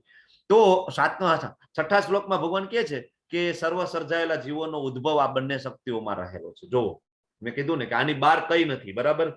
પરા અને અપરા, બરાબર. આની અંદર બધું આવી ગયું, બધા જીવો આવી ગયા, આખું ભૌતિક જગત આવી ગયું. આ જગતમાં જે કઈ ભૌતિક અને આધ્યાત્મિક છે ને, સર્વની ઉત્પત્તિ તથા વિનાશ રૂપ તું મને જાણ અર્જુન. અહમ કૃષ્ણસ્ય જગત પ્રભવ પ્રલયસ્ત. આપણને એમ થાય કે પ્રલય કરનારા તો શિવજી છે, અમે સાંભળેલું હતું, અને ઉત્પત્તિ કરનારા બ્રહ્માજી છે, પણ આ તમે એમ કહો છો કે કૃષ્ણ છે, એ જ બધું છે. સર્વની ઉત્પત્તિ, સર્વનો વિનાશ રૂપ મને જ જાણ. જેમ જેમ ભગવદ ગીતા આગળ સમજશો તો તમને ખ્યાલ આવશે, તમારો કન્સેપ્ટ ક્લિયર થશે. એ બાજુનો જે પિક્ચર છે એ મહાવિષ્ણુ છે. એના એક એક રંધ્રોમાંથી જો આવા તો અનંત અસંખ્ય બ્રહ્માંડો ઉત્પન્ન થાય છે. અને એક બ્રહ્માંડની અંદર તમે જે જોવો છો, બરાબર, અનંત શેષ શયા ઉપર બિરાજમાન છે, બરાબર. ગર્ભોદક વિષ્ણુ, બરાબર, ગર્ભોદક સાઈ વિષ્ણુ ગર્ભોદક સમુદ્રની અંદર બિરાજમાન છે. એ જ પોતાનો જયારે વિસ્તાર કરે છે દરેક જીવના હૃદયમાં પરમાત્મા સ્વરૂપે, તો એને કહેવાય શિરોદક સાઈ વિષ્ણુ. એટલે ભગવાન કહે છે કે સર્વની ઉત્પત્તિ ક્ષણે ક્ષણે આપણા શરીરમાં વિનાશ થઈ રહ્યો છે. તમને બધાને ખબર છે કે આપણું શરીર છે દરેક સેકન્ડે નાશ પામે છે, બરાબર. અને આ ભૌતિક જગતમાં પણ કંઈક ને કંઈક નાશ થઈ રહ્યો છે, બરાબર. અને ઉત્પત્તિ થઈ રહી છે. આ ભૌતિક જગતમાં આપણી સામે કંઈક ને કંઈક ઉત્પન્ન થઈ રહ્યું છે. આપણે જન્મ થતા આપણે જોઈએ છીએ, ભલે આપણો જગતનો પ્રલય અને ઉત્પન્ન થતું નથી જોતા, કારણ કે આપણે આયુષ્ય એટલું છે જ નહીં. પણ આપણે નાના નાના કહેવાય કે ઉત્પત્તિ આપણે જોઈ છીએ, અને નાનો નાનો વિનાશ પણ આપણી સામે રેગ્યુલર જોઈએ છીએ. ભગવાન કહે છે કે એ મારા કારણે છે. ઓકે, તો હવે આ જે ઇમ્પોર્ટન્ટ, ખૂબ ઇમ્પોર્ટન્ટ સ્ટેટમેન્ટ આપે છે ભગવાન. આ શ્લોકની અંદર બધું કહી દે છે. ભગવાન શું કહે છે? મત પરતરમ નાન્યતમ કિંચિત અસ્તિ ધનંજય. હે અર્જુન, હે ધનંજય, મારાથી શ્રેષ્ઠ એવું કોઈ તત્વ નથી. ભગવાન ક્લિયરલી કહે છે કે મારાથી શ્રેષ્ઠ છે ને એ કોઈ નથી. હું છું બધાની ઉપર, અર્જુન હું છું. મારાથી શ્રેષ્ઠ એવું કોઈ તત્વ નથી. આપણે એમ થાય કે બધા સરખા છે. આપણે બધા ઘરે પૂજા અર્ચના કરતા હોય, દેવી દેવતાઓની પૂજા કરતા હોય, ઘણા બધા બાબા સાધુઓ સંતો પણ આપણને એવું સમજાવે કે ભગવાન તો એક જ છે, ગમે એને પૂજો, બધા રસ્તા એ ભગવાન તરફ જાય છે. ના ના ના ના, ભગવાન ક્લિયરલી કહે છે કે મારાથી શ્રેષ્ઠ એવું કોઈ તત્વ નથી. જેવી રીતે મોતી છે દોરામાં ગૂંથાયેલા રહે છે, તેવી રીતે સર્વ કઈ મારામાં આધારે રહેલું છે.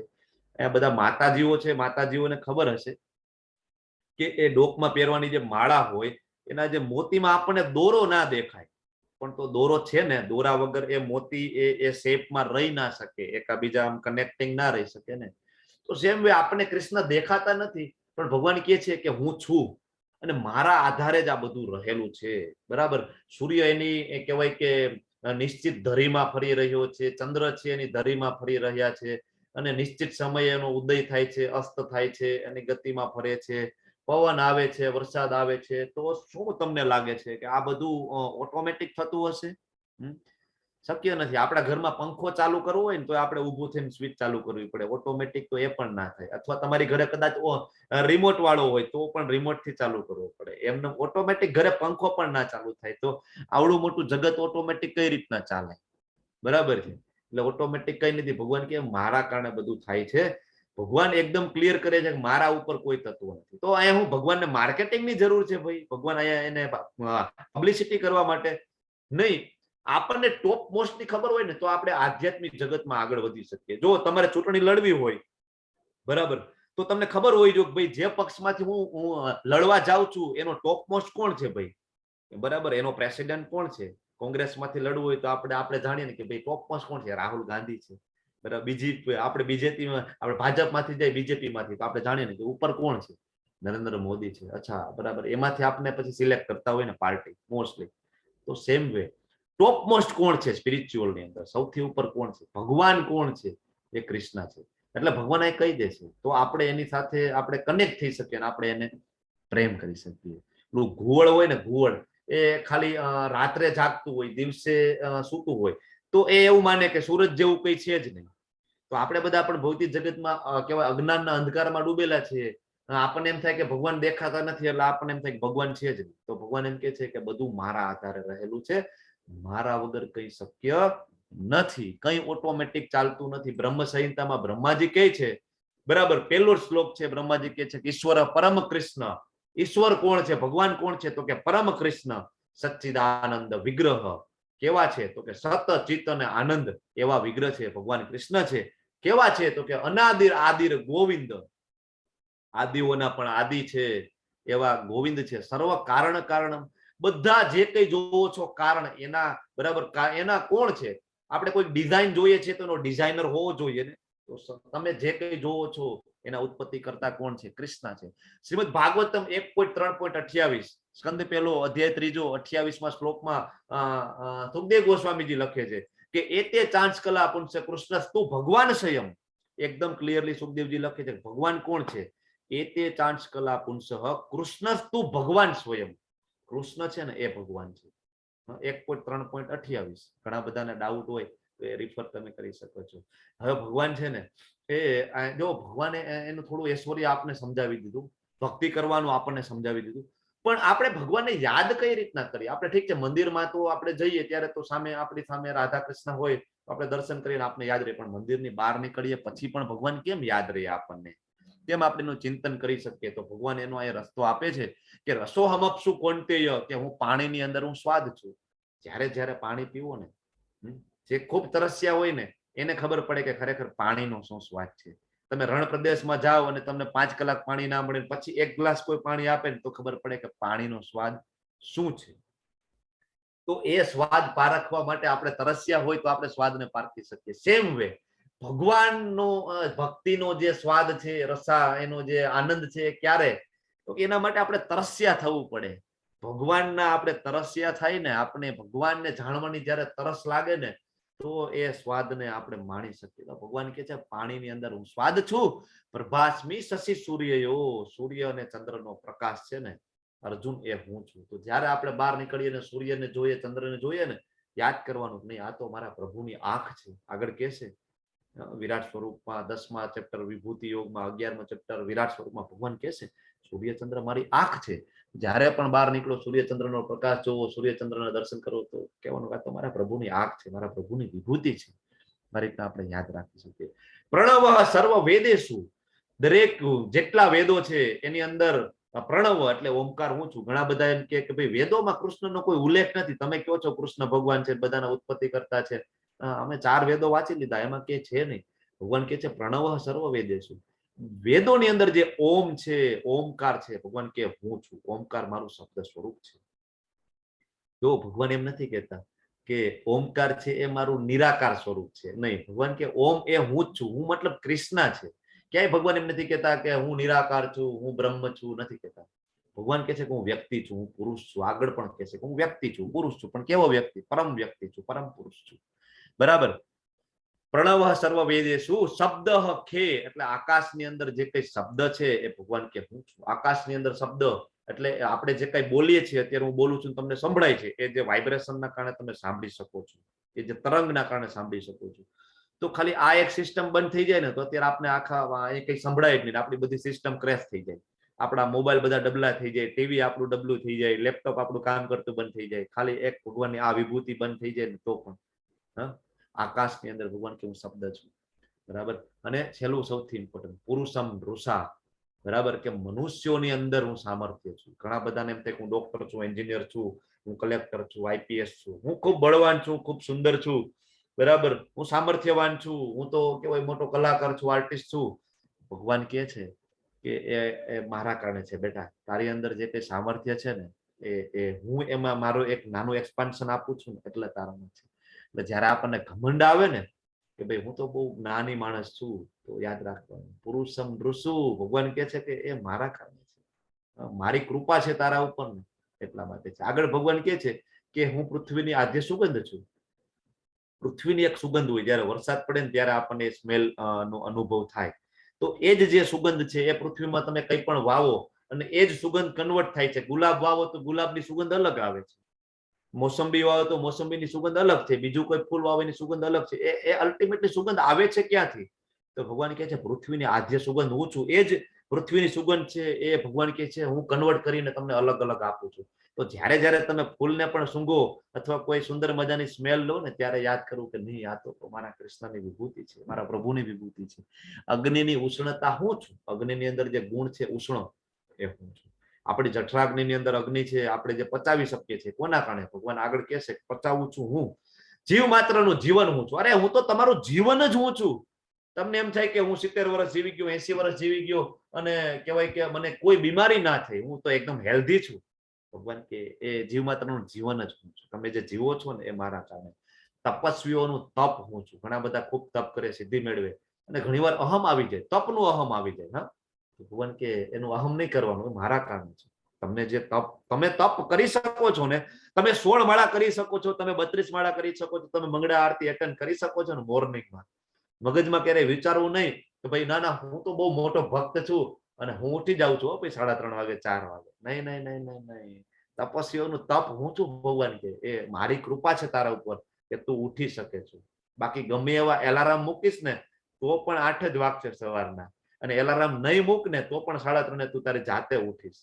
એ મારી કૃપા છે. ભગવાન કહે છે હે પૃથાપુત્ર જાણી લે કે હું સર્વ જીવોનું આદિ બીજ છું. બીજમ મામ સર્વભૂતાનામ. જો ભગવાન કહે છે હું તમારો પિતા છું, બધા જીવોનું આદિ બીજ છે ભગવાન છે. બુદ્ધિમાનોની બુદ્ધિ હું છું. ભગવાન કે કોઈ બુદ્ધિશાળી એમ કે ભગવાનને હું કહેવાય કે ચીટ કરી લઉં, ભગવાન કે નહીં નહીં નહીં, બુદ્ધિમાનોમાં બુદ્ધિ જ હું છું ભાઈ. તને જે બુદ્ધિ છે એ હું છું. હિરણ્યકશિપુને એમ થાય છે કે હું ખૂબ બુદ્ધિશાળી છું અને હું બ્રહ્માજીને પ્રસન્ન કરીને એવું વરદાન માંગી લઉં ને કે હું અમર થઈ જાઉં, હું તો ભગવાનને ચીટ કરી લઉં, હું ખૂબ હોશિયાર છું. કેવું વરદાન માંગે? તો કે ભાઈ બ્રહ્માજી મારું મૃત્યુ છે ઘરની અંદર ના થાય, ઘરની બહાર ના થાય, સવારે ના થાય, સાંજે ના થાય, અસ્ત્રથી ના થાય, શસ્ત્રથી ના થાય, 84 લાખ યોનિઓમાં ના થાય, 12 મહિનાઓમાં ના થાય, આકાશમાં ના થાય, જમીનમાં ના થાય. હું બહુ હોશિયાર છું, મેં બધું કવર કરી લીધું. હિરણ્યકશિપુને એમ હતું મેં બધું કવર કરી લીધું, હું બહુ હોશિયાર છું, આપણે હવે અમર થઈ ગયા, પૂરું. મેં ભગવાનને ચીટ કરી દીધા. બ્રહ્માજી કીધું કે ભાઈ હું તને અમર થવાનું વરદાન હું નહીં આપી શકું. હિરણ્યકશિપુ કે કઈ વાંધો નહીં, એવું વરદાન માંગુ ને કે હું અમર થઈને જ રહીશ. ભગવાન કે બેટા બુદ્ધિશાળીમાં હું બુદ્ધિ છું, બરાબર, કઈ વાંધો નહીં. ઘરની અંદર નથી મરવું, બહાર નથી મરવું. ભગવાન ગઈકાલે જ પ્રગટ થયા હતા, નરસિંહદેવ. ગઈકાલે જ નરસિંહદેવનું પ્રાગટ્ય દિવસ હતો, બરાબર.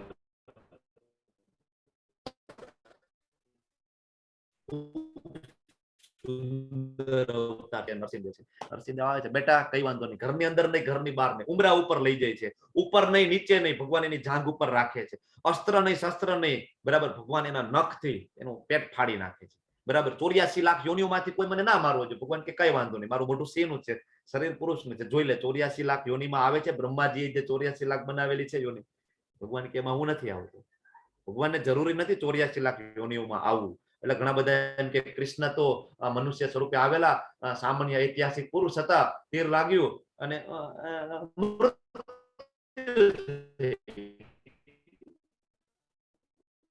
ભગવાન 84 લાખ યોનિઓમાં નથી આવવું. ભગવાનનું દિવ્ય સ્વરૂપ છે. 12 મહિનાઓમાંથી મારું મૃત્યુ ના થવું જોઈએ. ભગવાન કે કઈ વાંધો નહીં, હું એક એક્સ્ટ્રા મહિનો મૂકી દઈશ, પુરુષોત્તમ મહિનો, એમાં હું તને મારીશ, આકાશમાં નહીં જમીનમાં નહીં. એટલે બુદ્ધિશાળીઓમાં બુદ્ધિ ભગવાન કે હું છું. સર્વશક્તિશાળી પુરુષો હોય ને એનું તેજ હું છું. ઘણા બધા ખૂબ તપ કરે, એના મોઢા ઉપર તેજ છલકતું હોય અને ઘણી વખત એનું એને અભિમાન આવી જાય. ભગવાન કે એ તેજ હું છું. આ બધી યાદ રાખવાની પદ્ધતિઓ છે. જો અહીં એક સરસ મજાનું આપણે ચાર્ટ આપેલો છે. પાણીમાં સ્વાદ, ચંદ્ર, સૂર્ય, પ્રકાશ, વૈદિક મંત્રોમાં ઓમ, બરાબર. તો આનાથી શું થાય? ભગવાનને આપણે યાદ કરી શકીએ.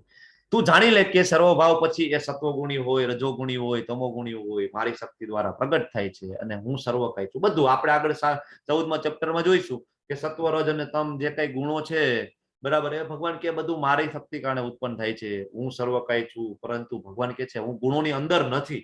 તમને એમ થાય કે હું સત્વ ગુણમાં આવતો હોય છું, રજોગુણમાં. ભગવાન કે નહીં, ગુણો મારે આધીન છે. ઘણા બધા એમ કે બિચારા કૃષ્ણ, બિચારા શ્રીરામ ખૂબ હેરાન થયા, ખૂબ સહન કરવું પડ્યું, બરાબર, મારા કૃષ્ણએ તો ખૂબ હેરાન કર્યું. નહીં નહીં નહીં નહીં, ભગવાન કે 3 ગુણોની અંદર હું આવતો જ નથી. ન મામ કર્માણી લિપ્પતિ, મને કોઈ કર્મો છે લેપતા નથી, મને કોઈ ફળની આશા નથી, ભગવાન કે છે, બરાબર. એટલે પરંતુ હું સ્વતંત્ર છું, ભૌતિક પ્રકૃતિના ગુણોને હું આધીન નથી, ગુણો મારે આધીન છે. આ સમજવું જોઈએ આપણે. ભગવાન ગુણોને આધીન નથી. મોટા મોટા વિદ્વાનો છે ને આ સમજવામાં ખૂબ ભૂલ કરે. કૃષ્ણને સમજવામાં ભૂલ કરે, શ્રીરામને સમજવામાં ભૂલ કરે. હવે આગળ ભગવાન કહે છે કે શું કામ આપણે ભગવાનને નથી જાણતા, શું કામ બધા કૃષ્ણને નથી જાણી શકતા, શું કામ? ભગવાન કહે છે કે જે 3 ગુણો છે ને, સત્વ, રજ અને તમ, એનાથી મોહ પામેલું આ સમગ્ર જગત છે ને, એ ગુણાતીત અને અવિનાશી એવા મને નથી જાણતું. સત્વ, રજ અને તમ 14મા ચેપ્ટરમાં આપણે ડિટેલમાં લઈશું ત્યારે આ તમને થોડું સમજાશે. આપણે આ 3 ગુણોથી મોહિત પામેલા, મોહિત થયેલા છીએ, માયામાં આપણે ફસાયેલા છીએ. એટલે આપણે ગુણાતીત, કે જે ગુણોના જે સ્વામી છે, જો 3 છે ને 3 વસ્તુ હોય, ગુણાધીશ, ગુણાધીન અને ગુણાતીત. આપણે બધા ગુણાધીન છીએ, આપણે ગુણોને આધીન છીએ. આપણે જે ગુણ કામ કરાવે ને આપણે એ કામ કરીએ છીએ. ગુણાતીત એટલે જે આચાર્યો હોય, બરાબર, જે ઋષિ મુનિઓ હોય, એ ધીમે ધીમે ધીમે ધીમે ગુણાતીત થઈ જાય. ગુણાધીશ એટલે ગુણોના સ્વામી. અહીંયા ભગવાન ગુણાતીત લખે છે. ભગવાન ગુણાતીત પણ છે, ગુણાધીશ પણ છે, બરાબર. અહીંયા બધું વિનાશી છે, પણ ભગવાન કે હું અવિનાશી છું, આવું મને જાણવું, તમે જાણો, બરાબર. પણ આપણે તો કહેવાય ભગવાનને જાણતા જ નથી. આપણે ભગવાનને જ ભગવાન નથી માનતા. આપણી શ્રદ્ધા એટલી નીચલા લેવલની થઈ ગઈ છે. ઓકે, તો હવે ભગવાને કારણ તો કહી દીધું કે તમે મને શું કામ નથી જાણી શકતા. તો ભગવાનને જેને જાણવા હોય એના માટે સોલ્યુશન પણ જોઈએ ને, કે ભગવાન તમે કીધું તો ખરી કે અમે તમને આ કારણોસર નથી જાણી શકતા, તો હવે તમને જાણવા હોય તો શું કરવાનું? ભગવાન કહે છે, સોલ્યુશન આપે છે કે દેવી યશામ ગુણમયી મમ માયા દુરતયા મામે વજે પ્રપદ્યંતે માયા મેતમ તરંતી. કે ભૌતિક પ્રકૃતિના 3 ગુણોની બનેલી જે મારી માયા છે એને જીતવી ખૂબ દુષ્કર છે, પરંતુ જેવો મને શરણાગત થઈ જાય ને તેવો એને સરળતાથી પ્રાપ્ત થઈ જાય છે. મામે વજે પ્રપદ્યંતે, બહુ ઈઝી છે. પ્રપદ્યંતે પ્રોસેસ છે, થોડી ધીમે ધીમે થાય. પ્રપદ્યંતે એટલે ભગવાનને શરણાગત થવું. કઈ રીતના થાય? તો કે જપ કરીએ, ભગવાનને ભોગ લગાડીએ, એમ કરતા કરતા શું થાય? તો કે મામેવ્ય પ્રપદ્યંતે, ભગવાનને શરણાગત થઈ જાય તો શું થાય? તો ભગવાન કહે છે કે માયા મેતમ તરંતી તે, હું મારી માયાને કહી દઉં, માયા છોડી દે, મારો ભક્ત છે, એને છોડી દે, એને હેરાન ના કરીશ. કારણ કે માયા કોના અંડરમાં છે? તો કે ભગવાન કહે છે કે દેવી યશામ ગુણમયી મમ માયા દુરત રહે. મમ મારી માયા છે, કેવી છે? ખૂબ દુષ્કર છે. ઓકે, દુષ્કર છે તો ભગવાન કઈ રીતના? તો ભગવાન કહે છે કે મારા શરણે આવી જા ને, એ હું જોઈ લઈશ, ચિંતા ના કરીશ. કારણ કે જો કહેવાય કે એક માણસ બદ્ધ છે, દોરડાથી બંધાયેલો છે, તો એને જે છોડવા વાળો હોય ને એ મુક્ત હોવો જોઈએ. પ્રભુપાદજી ભાવાર્થમાં લખે છે કે આપણે દોરડાથી બંધાયેલા હોય પણ આપણને છોડવા વાળો મુક્ત હોવો જોઈએ. તો ભગવાન છે મુક્ત છે, તો આપણને છોડી શકે. શું કામ તમને બધાને આ ચેપ્ટર જ્યારે પૂર્ણ થાય અને હું તમને એમ કહું છું બંને હાથ ઊંચા કરો અને શરણાગતિના નમસ્કાર કરો. તમારી સામે ફોટો છે, પિક્ચર છે, જોવો, બરાબર. ભવસાગરની અંદર જે ભક્ત છે બંને હાથ ઊંચા કરે છે, જોવો. અને ભગવાન છે એ ગરુડ ઉપર બરાબર એમના વાહન ગરુડ મહારાજ ઉપર સ્વયં આવે છે. એવું નહીં કે હું કોકને મોકલું છું, ભગવાન પોતે આવે છે. અને જો વાંકા વળીને હાથ પકડે છે કે આવી જા મારા દીકરા, હું તને પેલા જ કહેતો હતો પણ તોય તારે મોડું થયું, વાંધો નહીં આવી જા. કેટલા સ્મિત ભર્યા મુખથી બરાબર આપણને લેવા આવે છે. એટલે હું તમને કહું કે આ રીતના આપણે શરણાગત થઈ શકીએ કૃષ્ણને. ઓકે, હવે આટલું બધું ભગવાને સમજાવી દીધું બરાબર, કે માયા સમજાવી દીધું આપણને બરાબર છે. અને આપણે શું કામ નથી જાણતા એ સમજાવી દીધું. ભગવાને એ કહી દીધું કે ભાઈ શ્રદ્ધાવાન ભજતે યોમાં, ભક્તિ કરવાનું આપણને કઈ રીતના યાદ કરવા એ બધું સમજાવી દીધું. તો હવે બધા ભક્તિ કરતા હશે ને, આપણને એમ થાય તો હવે બધા ભક્તિ કરવા માંડે ને? ના ના ના ના, એવા પણ છે હજી માણસો કે એને તમે ગમે એટલું સમજાવો ને કે એ ભક્તિ ના કરે. કોણ? ભગવાન કે, ભગવાન કે છે એવા કોણ છે? તો કે નમામ દુષ્કૃતિનો મૂઢા પ્રપદ્યંતે નરાધમા માયા આપત જ્ઞાન આસુરમ ભાવમાં આશ્રિતઃ. કે જે મનુષ્ય તદ્દન મૂર્ખ છે, મૂર્ખ મનુષ્ય, પેલા તો જે મૂર્ખ છે ને ભગવાનના શરણે જતા નથી. 4 પ્રકારના મનુષ્ય ભગવાનના શરણાગત ના થાય. તો પેલા મૂર્ખ છે અને ખબર જ નથી કે કરવાનું શું છે, આ જીવનની અંદર કરવું શું સાંભળવું શું નથી સાંભળવું. શેર બજારની ચર્ચાઓ ચાલતી હોય ત્યાં શાંતિથી બેઠા બેઠા સાંભળશે, ભગવાનની ભગવદ્ ગીતાનો ક્લાસ ચાલતો હોય તેમાં એને બગાસા આવે બરાબર. આમાં કઈ સમજાતું નથી, બધું ઉપરથી જાય. પ્રભુજી કે તો છે આત્મા પરમાત્મા, પણ આમાં કઈ આપણને ટપ્પા પડતા નથી. હમણાં મૂવી જોવા બેસે તો બધું સમજાય, કરવાનું શું છે એ જ ખબર નથી બરાબર. પ્રભુપાદજી ગધેડા સાથે સરખાવે છે. ગધેડા આપણે આખી જિંદગી કામ કરીએ, ખૂબ પૈસા એકઠા કરીએ, અંતે આપણું મૃત્યુ થઈ જાય બરાબર. તો પ્રભુપાદજી કે છે કે ગધેડું હોય ને, ગધેડું એ આખો દિવસ કામ કરે, આખો દિવસ, ને સાંજે એનો માલિક હોય ને એને ખુલ્લામાં ચરવા માટે મૂકી દે. તો ગધેડાને એમ થાય કે મેં આખો દિવસ કામ કર્યું ને એટલે મને માલિક છે ને એ સાંજે ખાવાનું આપે છે. અરે ભાઈ, તે કામ ન કર્યું હોત ને તો જંગલમાં જે ગધેડા રખડે છે ને એ બધાય પણ ખાય જ છે. એટલે કહેવાનો મતલબ એ નથી, હું એવું નથી તમને કહેતો કે તમે બધા છોડીને બેસી જાઓ ભક્તિ જ કરવા માંડો. નહીં, પણ કેટલું કર્મ કરવું છે, કેટલું કામ કરવાનું છે એ ઇમ્પોર્ટન્ટ છે. કેવી રીતના કરવાનું ને કેટલું કરવાનું એ ઇમ્પોર્ટન્ટ છે. બાકી તો કીડીને કણ અને હાથીને મણ એ કૃષ્ણ છે પૂરું પાડી જ દે છે બરાબર ને. આગળ ભગવાન ભગવદ્ ગીતામાં કહી દે છે, આ વસ્તુ પણ કહી દે છે કે જેની જે કઈ જરૂર છે એ હું પૂર્ણ કરું છું. જે કઈ જરૂર છે ભગવાન કે છે એ હું કરીશ. 9મા અધ્યાયમાં આવે છે LIC શ્લોક કરીને બરાબર. અનન્ય ચિંતયંતો મામ વાળો શ્લોક છે બરાબર. તો બીજી જે કેટેગરી છે એ અધમ છે. અધમ એટલે કેવા? તો કે અધમ એટલે એવું છે કે ઉચ્ચ કુળમાં જન્મ થયો હોય, લાઈક બ્રાહ્મણમાં જન્મ થાય, પુષ્ટિ માર્ગીય સંપ્રદાયમાં જન્મ થાય, પણ ભગવાનની ભક્તિ ના કરે બરાબર, અને ખોટા કામ કરે. જગાઈ મધાઈ ની ઘટના તમે સાંભળી નહીં હોય, કદાચ ક્યારેક સમય હશે તો લઈશું. બ્રાહ્મણ કુળમાં એનો જન્મ થાય જગાઈ મધાઈનો બરાબર, અને છતાં પણ બધા ખરાબ કર્મો કરે છે. અત્યારે આપણે જોઈએ જ છીએ ને, ઉચ્ચ કુળમાં હોય છે, આચાર્યોના કુળમાં ઘણી વખત જન્મ અમુક થઈ ગયો હોય, બ્રાહ્મણો હોય છે બરાબર, અને એના ગુણના કારણે ઊંધા પાટે ચડી જતા હોય છે. તો ભગવાન એને અધમ કહે છે બરાબર. પછી તો કે જેમનું જ્ઞાન માયા વડે હરાઈ ગયું છે, માયા અપહત જ્ઞાના. આપણે જેને અત્યારે રિસ્પેક્ટેડ સમજીએ છીએ ને, જે સાયન્ટિસ્ટો, વિદ્વાનો, મોટા મોટા કવિઓ, સાહિત્યકારો, મોટા મોટા ડોક્ટરો અને ખૂબ સંપત્તિ વાળા માણસો, એ આમાં આવે માયા અપહત જ્ઞાન. એ પણ ભગવાનના શરણે ના જાય. એ એવું માને કે હું બધું કરી શકું છું, ભગવાનની કઈ જરૂર નથી, ઈશ્વર જેવું કઈ છે જ નહીં. કારણ કે મેં ક્યારે ઈશ્વરને જોયા નથી, મેં ખૂબ રિસર્ચ કર્યું, ખૂબ સંશોધનો કર્યા, પણ મને ભગવાન ના દેખાણા, એટલે ભગવાન છે નહીં બરાબર છે. તો એ બધા આવે માયા અપહત જ્ઞાન. મોટા મોટા કવિઓ, સાહિત્યકારો છે ને, ભગવાનના જ્ઞાન, ભગવદ્ ગીતા, ભાગવતમના કારણે ખૂબ પૈસા, અઢળક સંપત્તિ કમાતા હોય છે, ભગવાનના શ્લોકોને, ભગવાનના અનુવાદ બોલીને, પણ ભગવાનને ભગવાન માને નહીં. એટલે ભગવાન કે છે કે માયા અપહત જ્ઞાન છે. માયા એનું જ્ઞાન હરી લે. એટલે કુંતી મહારાણીના ઉપદેશો વાંચો ને, કુંતી મહારાણી સ્તુતિ શ્રીમદ ભાગવતમમાં વાંચો તો કુંતી મહારાણી એમ કે છે કે ખૂબ સંપત્તિઓ હોય તમારી પાસે, ખૂબ પૈસા હોય અને ખૂબ જ એજ્યુકેશન હોય અને ખૂબ ઊંચા કુળમાં જન્મ હોય ને, તો એ કૃષ્ણ પાસે જવામાં બાધારૂપ છે, એ અવરોધ છે ઉલટાનો. તમને કૃષ્ણ પાસે જવામાં અવરોધ રૂપ થશે. કુંતી મહારાણી લખે છે. પછી આસુરમ ભાવમાં આશ્રિત, કે આસુરી, કે જેનો સિદ્ધાંતો આસુરી સિદ્ધાંતોને કહેવાય વળી ગયેલા છે, કહેવાય કે ટોટલ નાસ્તિક. ટોટલ એનો જન્મ જ એટલા માટે થયો છે કે ભગવાનને નકારવા માટે, કે ભગવાન તો હતા જ નહીં, ભગવદ્ ગીતા જેવું કઈ છે જ નહીં, હું તમે ભગવદ્ ગીતા કરો છો. કોઈ કે ભગવદ્ ગીતા લખી નાખી, તમે જોવા ગયા હતા ભગવાન બોલેલા હતા? તમે જોયું છે વેદ વ્યાસજીએ લખેલું છે? કોઈક બાબાએ કોઈક સાધુએ લખી નાખી છે ભગવદ્ ગીતા અને તમે એમ કહો છો ભગવદ્ ગીતા? નાસ્તિક. બરાબર. હવે આપણે એને એમ પૂછીએ કે ઠીક છે ચલો ભગવાન જેવું કઈ નથી, માની લઈએ, તો તમને શું લાગે છે કે આ શરીર કેમ ચાલી રહ્યું છે આપણું? બરાબર છે. આત્મા એટલે શું છે? અને આ પૃથ્વી છે એ એક્ઝેક્ટ એની ગતિમાં કેમ ફરે છે? બરાબર, ધીમી ના પડે અને સ્પીડમાં પણ ના ફરે. આ બધું કોણ કરી રહ્યું છે? જો આ પ્રશ્ન તમે પૂછો તો એનો જવાબ એની પાસે નહીં હોય. બરાબર. આસુરીમ ભાવમાં આશ્રિત. ઓકે, 4 પ્રકારના માણસો ભગવાનના શરણે જતા નથી, આપણે જોઈ લીધું. ભગવાન કહે છે કે એવા 4 પ્રકારના માણસો પણ છે અર્જુન કે જે મારા શરણે આવે છે. ચતુર્વિધા ભજન્તે મામ. જના સુકૃતિનો અર્જુન, આપણે જો સુકૃતિની ગઈકાલે ચર્ચા કરી હતી. સુકૃતિ 2 પ્રકારની, જ્ઞાત સુકૃતિ, અજ્ઞાત સુકૃતિ, આપણે વાત કરી. બરાબર. હું તમને પૂછીશ હમણાં સેશન પૂરું થાય એટલે. ઓકે, તો હે ભરત શ્રેષ્ઠ, 4 પ્રકારના પુણ્યશાળી મનુષ્યોમાં મારી ભક્તિમય સેવા કરે છે. કેવા 4 પ્રકારના? કયા? તો કે ભાઈ પહેલું છે એ દુઃખી છે, બીજું છે અર્થાર્થી છે, ત્રીજું જિજ્ઞાસુ છે અને ચોથું પરમ સત્યના બરાબર જ્ઞાની.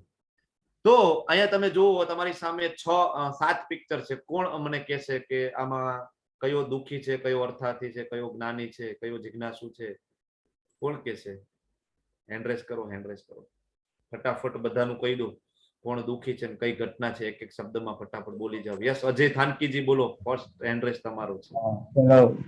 ગજેન્દ્ર મોક્ષ ની ઘટના છે. પેલી ગજેન્દ્ર મોક્ષ. હા, બરાબર. દ્રૌપદી ગજેન્દ્ર મોક્ષ એમાં આવશે પ્રભુ? આર્ત દુઃખીમાં આવશે? દુઃખી. ઓકે, દુઃખીમાં આવશે કે આર્તમાં આવશે? પ્રભુ દુઃખીમાં આવે હજારો વર્ષ એટલે એક જ છે, આર્ત અને દુઃખી. દુઃખીમાં પ્રભુ. ઓકે, પછી બીજી ઘટના કઈ છે? દ્રૌપદી વસ્ત્રાહરણ. દ્રૌપદી બધાને કે છે કે કોઈક મારી હેલ્પ કરો. 5 પાંડવો, ભીષ્મ, દ્રોણ, ધૃતરાષ્ટ્ર બધાને કે છે. અને છેલ્લે એમ કે છે કે ગોવિંદા ગોવિંદા, અને ભગવાન આવે છે. ભગવાન કહે છે દ્રૌપદીજીએ જે આર્દ્ર સ્વરે મને બોલાવ્યો ને, ગોવિંદા ગોવિંદા, એટલે હું એનો જન્મનો ઋણી થઈ. ભાગવતમાં આવે છે. તો એ પણ દુઃખી છે, દુઃખી છે, ભગવાનને યાદ કરે. એટલે જો આપણા જીવનમાં તકલીફ આવે, તમારા મારા જીવનમાં તકલીફ આવે જ, આપણે ભૌતિક જગતમાં કર્મોના કારણે આપણી કઈક તકલીફ આવવાની, મુશ્કેલીઓ આવવાની, પણ એ સમયે જો ભગવાન યાદ આવે ને તો સમજવું કે નહીં, આપણે બરાબર છીએ, વાંધો નહીં. ભગવાન કહે છે કે ભલે દુઃખી છે મારા શરણે તો આવ્યો ને, અમારા બંને વચ્ચે પિતા પુત્રનો સંબંધ છે. ભગવાન કહે છે કે એનો મારા પ્રત્યે વાત્સલ્ય ભાવ છે. ભલે કંઈક ભાવથી મારા પાસે આવે છે, માગવા આવે છે, તો ભગવાન કે મારી પાસે આવે છે ને, ભલે એને પૈસા જોતા હોય, રૂપિયા સંપત્તિ જોતી હોય, તો એ જે પુત્ર તરીકે મારી પાસે આવે છે. ભગવાન કે કઈ વાંધો નહીં, એનો વાત્સલ્ય ભાવ છે મારામાં. એટલે ભગવાન કે છે. પછી જે શ્રેષ્ઠ કોણ છે એ પણ કહેશે, પણ જે દુઃખી છે આવે છે, ભગવાન કે કઈ વાંધો નહીં. બીજું અર્થાથી. હવે અહીંયા જે ત્રીજો ફોટો છે કયો છે? શુકમુનિને જન્મ દેવાનો. હા, સુખદેવ છે. બરાબર. કયા કેટેગરીમાં આવે છે? જ્ઞાની. જ્ઞાની. બરાબર. અને આ જે ચોથું પિક્ચર છે એ પરીક્ષિત મહારાજ, સુખદેવજી મહારાજ. ઓકે, એ કઈ કેટેગરીમાં આવે છે? જિજ્ઞાસુ. જિજ્ઞાસુ. અહીંયા નીચે આ જે ફોટો છે ધ્રુવ મહારાજ. ધ્રુવ મહારાજ કઈ કેટેગરીમાં આવશે? ધ્રુવ મહારાજ અર્થાથી. અર્થાથી. પછી જ્ઞાની. ઓકે, આ કઈ ઘટના છે? સુગ્રીવ. સુગ્રીવ. ઓકે, કઈ કેટેગરીમાં આવશે? એ પણ અર્થાથી. અર્થાથી, પત્ની માટે અને રાજ્ય માટે. અને અહીંયા છેલ્લો આ કઈ ઘટના છે? નવી શરણ્યના મુનિઓ છે ને બધા. હા, યસ, નવી શરણ્યમાં. બરાબર. સનત મુનિ છે. જ્ઞાનીમાં. સુત ગોસ્વામીજી પાસે જ્ઞાનની જિજ્ઞાસા કરે છે. તો જીવનનો ઉદ્દેશ્ય શું છે જાણવા માટે પ્રયત્ન કરે. તો તમને ઘણા બધા નામાંથી પ્રશ્ન થાય કે ભાઈ ધ્રુવ મહારાજ છે એને તો તમે અહીંયા અર્થાથીમાં મૂકેલા છે. અર્થાથી એટલે કઈક સંપત્તિ, પૈસા ની જરૂર હોય એના માટે. બરાબર. તો તમને બધાને એમ થાય ધ્રુવ મહારાજ તો ભગવાનના ખૂબ મોટા ભક્ત હતા. તો આ ઘટના આપણે હમણાં લઈશું, પણ ચેપ્ટરના અંતે. પહેલા આપણે ચેપ્ટર હવે કન્ક્લુડ કરી લઈશું, કારણ કે ઓલરેડી 9 ને 5 થઈ ગઈ છે. તો જોઈ લે, પછી જેને ઇન્ટરેસ્ટ હશે એ આ ઘટના સાંભળવા માટે રોકાશે. ઓકે, ત્યાં આપણે શ્લોક ફિનિશ કરી દઈએ બધા.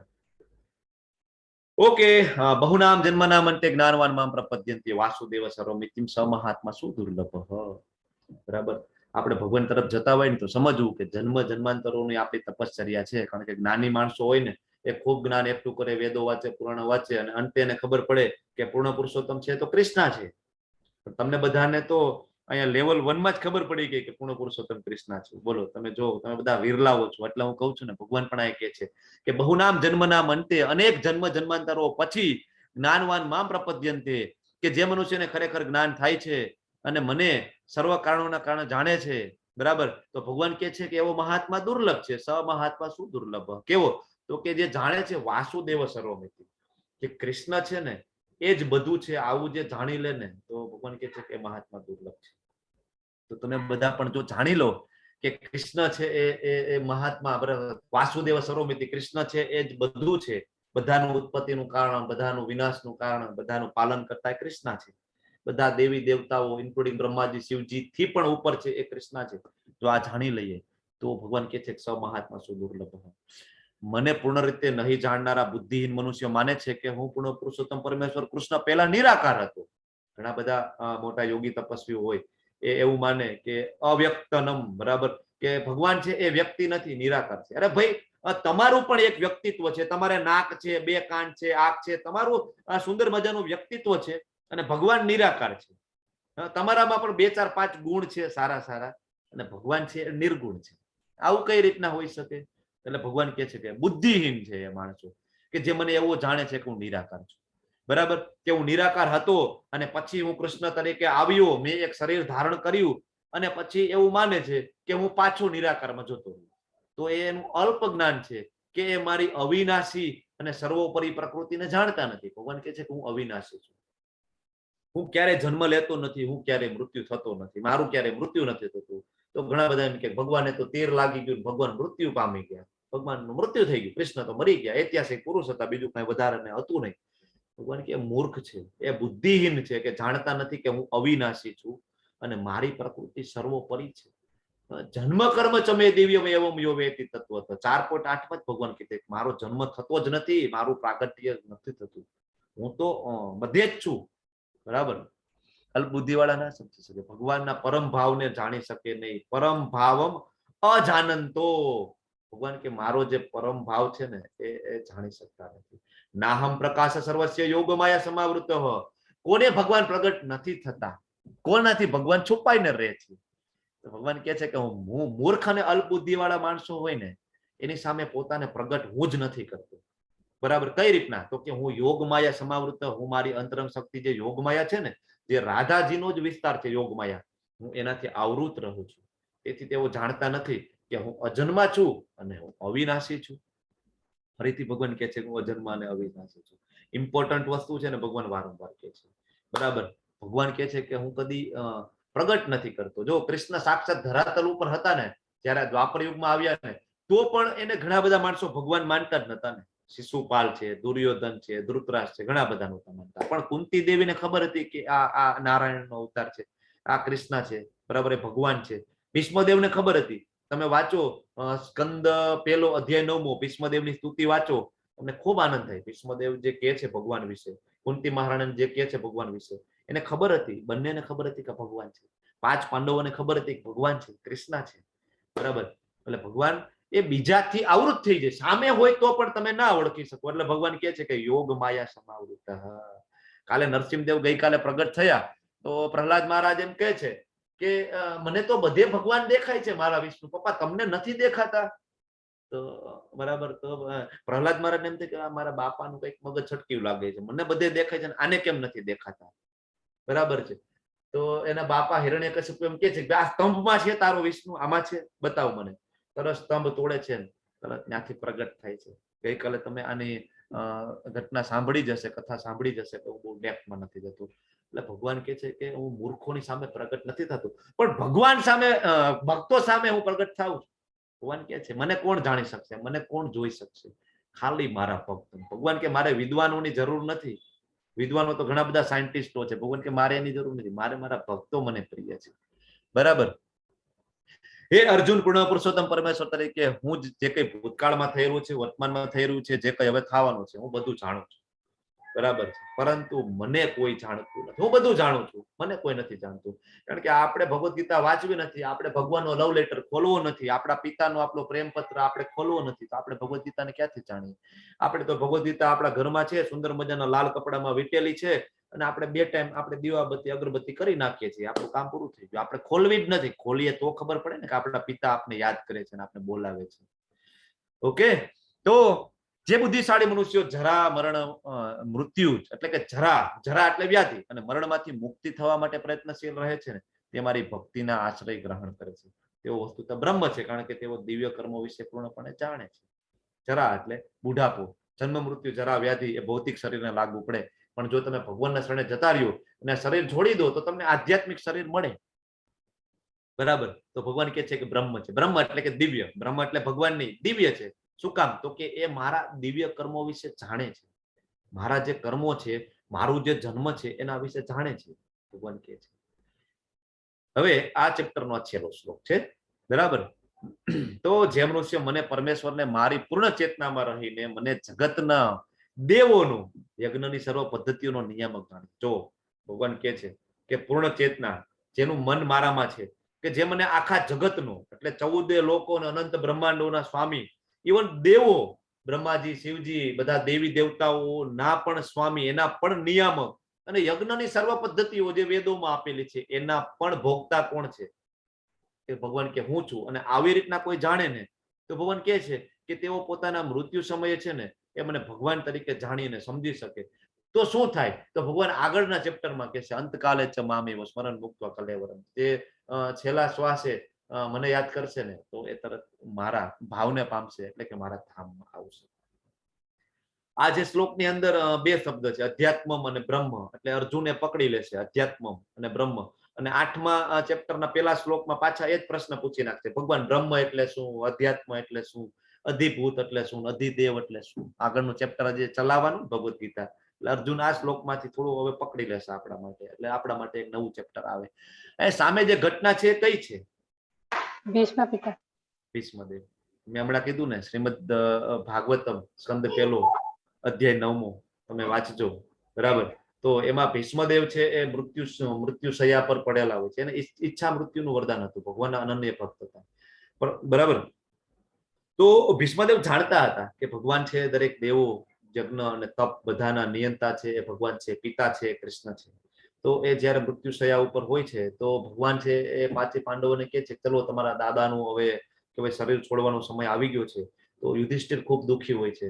ભગવાન કહે છે ચલો તમે બધા તૈયાર થઈ જાઓ, આપણે તમારા દાદાને વિદાય આપવાની છે.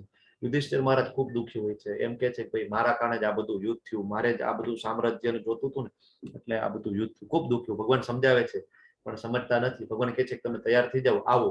પછી એ બધા જાય છે અને જો આ રીતના ગોઠવાઈ જાય છે, બરાબર, ભીષ્મદેવની આજુબાજુમાં. તો ભગવાન કેટલા દયાળુ છે. ભગવાન એ 5 પાંડવોની કહેવાય ને કે સ્તુતિ એ એના ભક્તના મોઢે કરાવે છે. અને એ જે અજ્ઞાનમાં ડૂબેલા છે યુધિષ્ઠિર મહારાજ, જે શોકમાં ડૂબેલા છે યુધિષ્ઠિર મહારાજ, એમાંથી બહાર કઢાવવા માટે ભગવાન એના ભક્તને બોલાવડાવે છે. કોની પાસે? ભીષ્મદેવ.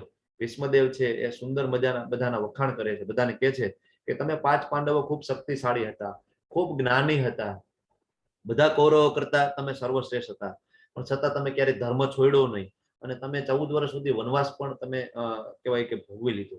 બરાબર, તો ખરેખર તમે બધા ખૂબ શ્રેષ્ઠ છો. આ બધું સાંભળે છે. પછી ભીષ્મદેવ એમને સમજાવે છે.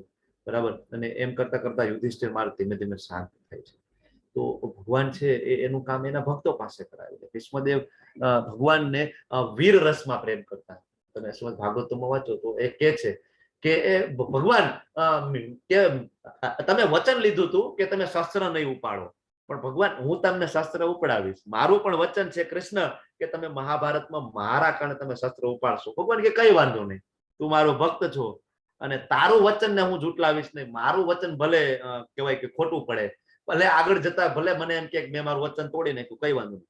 એટલે ભગવાન એના ભક્તો માટે ગમે તે કરે છે. ભગવાન પોતાના વચન પણ તોડી નાખે તો કૃષ્ણ છે તરત રથ ઉપરથી ઉતરે છે અને પૈડું લઈ લે છે રથનું અને ઉપાડી અને ભીષ્મની સામે કઈ રીતના જાય છે. ભીષ્મદેવ વર્ણન કરે છે ભાગવતમાં કે જેમ એક હાથીની સામે એક સિંહ ઘસી જાય ત્રાળ નાખીને, બરાબર ને, હાથીની સામે સિંહ વધ કરવા માટે જેમ એમ ભગવાન તમે મારી સામે આવેલા અને તમે એટલી સ્પીડમાં ભગવાન આવતા હતા, એટલા ક્રોધમાં આવતા હતા ભગવાન કે તમારું જે ઉત્તરી વસ્ત્ર હતું ને એ પણ નીચે પડી ગયું, તમને ખબર નહોતી ભગવાન.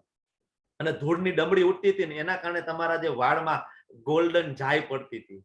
ભગવાન એ મને ખૂબ ગમ્યું ભગવાન, કારણ કે હું તમને વીર રસમાં પ્રેમ કરું છું ભગવાન. મારે તમને આ રીતના જોવાતા એટલે જ મેં તમારો વચન ભંગ કરાવ્યો. ભગવાન કે કાંઈ વાંધો નહીં, તારે આ રીતના જોવો છે, હું તારી પણ ઈચ્છા પૂરી કરું, ચાલ હું એ જ રીતના આવીશ તારી સામે. તો ભગવાનના ભક્તો માટે ભગવાન એનું પોતાનું વચન પણ તોડી નાખે. ભગવાન જાય છે અને પછી લખે છે ભીષ્મદેવ કે મારા નાના નાના તીર છે ને ભગવાન તમને લાગતા હતા, અડીને જતા હતા અને લોહીનો કહેવાય લોહીના ટસ્યા ફૂટતા હતા. તો ભગવાન જયારે લીલા કરે ને ભગવાન ત્યારે સંપૂર્ણ લીલા કરે. ઓકે, ભગવાન જયારે લીલા કરે ને ત્યારે સંપૂર્ણ લીલા કરે. કોઈ પણ ભગવાન કોઈ કેરેક્ટરમાં આવે તો સંપૂર્ણ કેરેક્ટરમાં આવે. કાલે નરસિંહદેવ તરીકે ભગવાન આવે છે તો પ્રહલાદ મહારાજજીને પ્રેમ કરે છે કઈ રીતના? આ રીતના ચાટીને. કારણ કે સિંહ હોય છે ને નરસિંહ અને પ્રહલાદ મહારાજને ખોળામાં બેહાડીને આ રીતના આમ ચાટીને પ્રેમ કરે છે. જે કેરેક્ટરમાં ભગવાન ગુસ્સે 100% એક કેરેક્ટરને ભજવે. તો નરસિંહદેવમાં સિંહના કેરેક્ટરમાં ભગવાન આવે છે તો 100% ભજવે છે. સેમ વે અહીંયા કેરેક્ટરમાં બરાબર 100%. તો ભીષ્મદેવનું મૃત્યુ કેવું થાય છે? એકદમ શ્રેષ્ઠ મૃત્યુ કહેવાય. કે જો ભગવાનના કહેવાય કે ભીષ્મદેવના હાથમાં ભગવાનનો હાથ છે, કૃષ્ણજી સામે બેઠા છે અને એ સમયે ભગવાનના જેટલા અવતારો ત્યારે હતા ને, લાઈક પરશુરામ છે, વેદવ્યાસજી છે, એ બધા ત્યારે આજુબાજુમાં હાજર હતા. આપણે કાલે પણ ચર્ચા કરીશું. અને પછી ભીષ્મદેવ છે ભગવાનના સહસ્ત્ર નામ બોલે છે, વિષ્ણુ સહસ્ત્ર નામ બોલે છે, ભગવાનની વાંગમય પૂજા કરે છે. અને આ જોતા ભગવાનને જોતા જોતા ભીષ્મદેવ છે એનો દેહ છોડે છે. બરાબર. તો અંતકાલે ચમામેવ થવું જોઈએ, એના માટે જ આપણે આ બધા પ્રયત્ન કરીએ છીએ. ઓકે, આ સાથે આ ચેપ્ટર અહીં પૂર્ણ કરું છું. હરે કૃષ્ણ કૃષ્ણ કૃષ્ણ હરે હરે, હરે રામ રામ રામ હરે હરે. હરે Krishna everyone. Thank you so much. તમારો બધાનો ખૂબ ખૂબ આભાર. Thank you. હવે ધ્રુવ મહારાજની કથા લેવી છે કે કંઈક બીજા નાના ચેપ્ટરમાં કવર કરી લઈશું? એવું કરવું હોય તો પણ વાંધો નથી. ઓકે, કારણ કે ઓલરેડી 9:70 થઈ ગઈ છે, 9:17. તો આપણે બધા એક માળા કરી લઈએ, બરાબર ને? શું કહેવાનું થાય છે તમારા બધાનું? હરે કૃષ્ણ. હરે કૃષ્ણ. માળા કરી દઈએ ને. માળા. ચલો બેડ બેગ લઈ લો.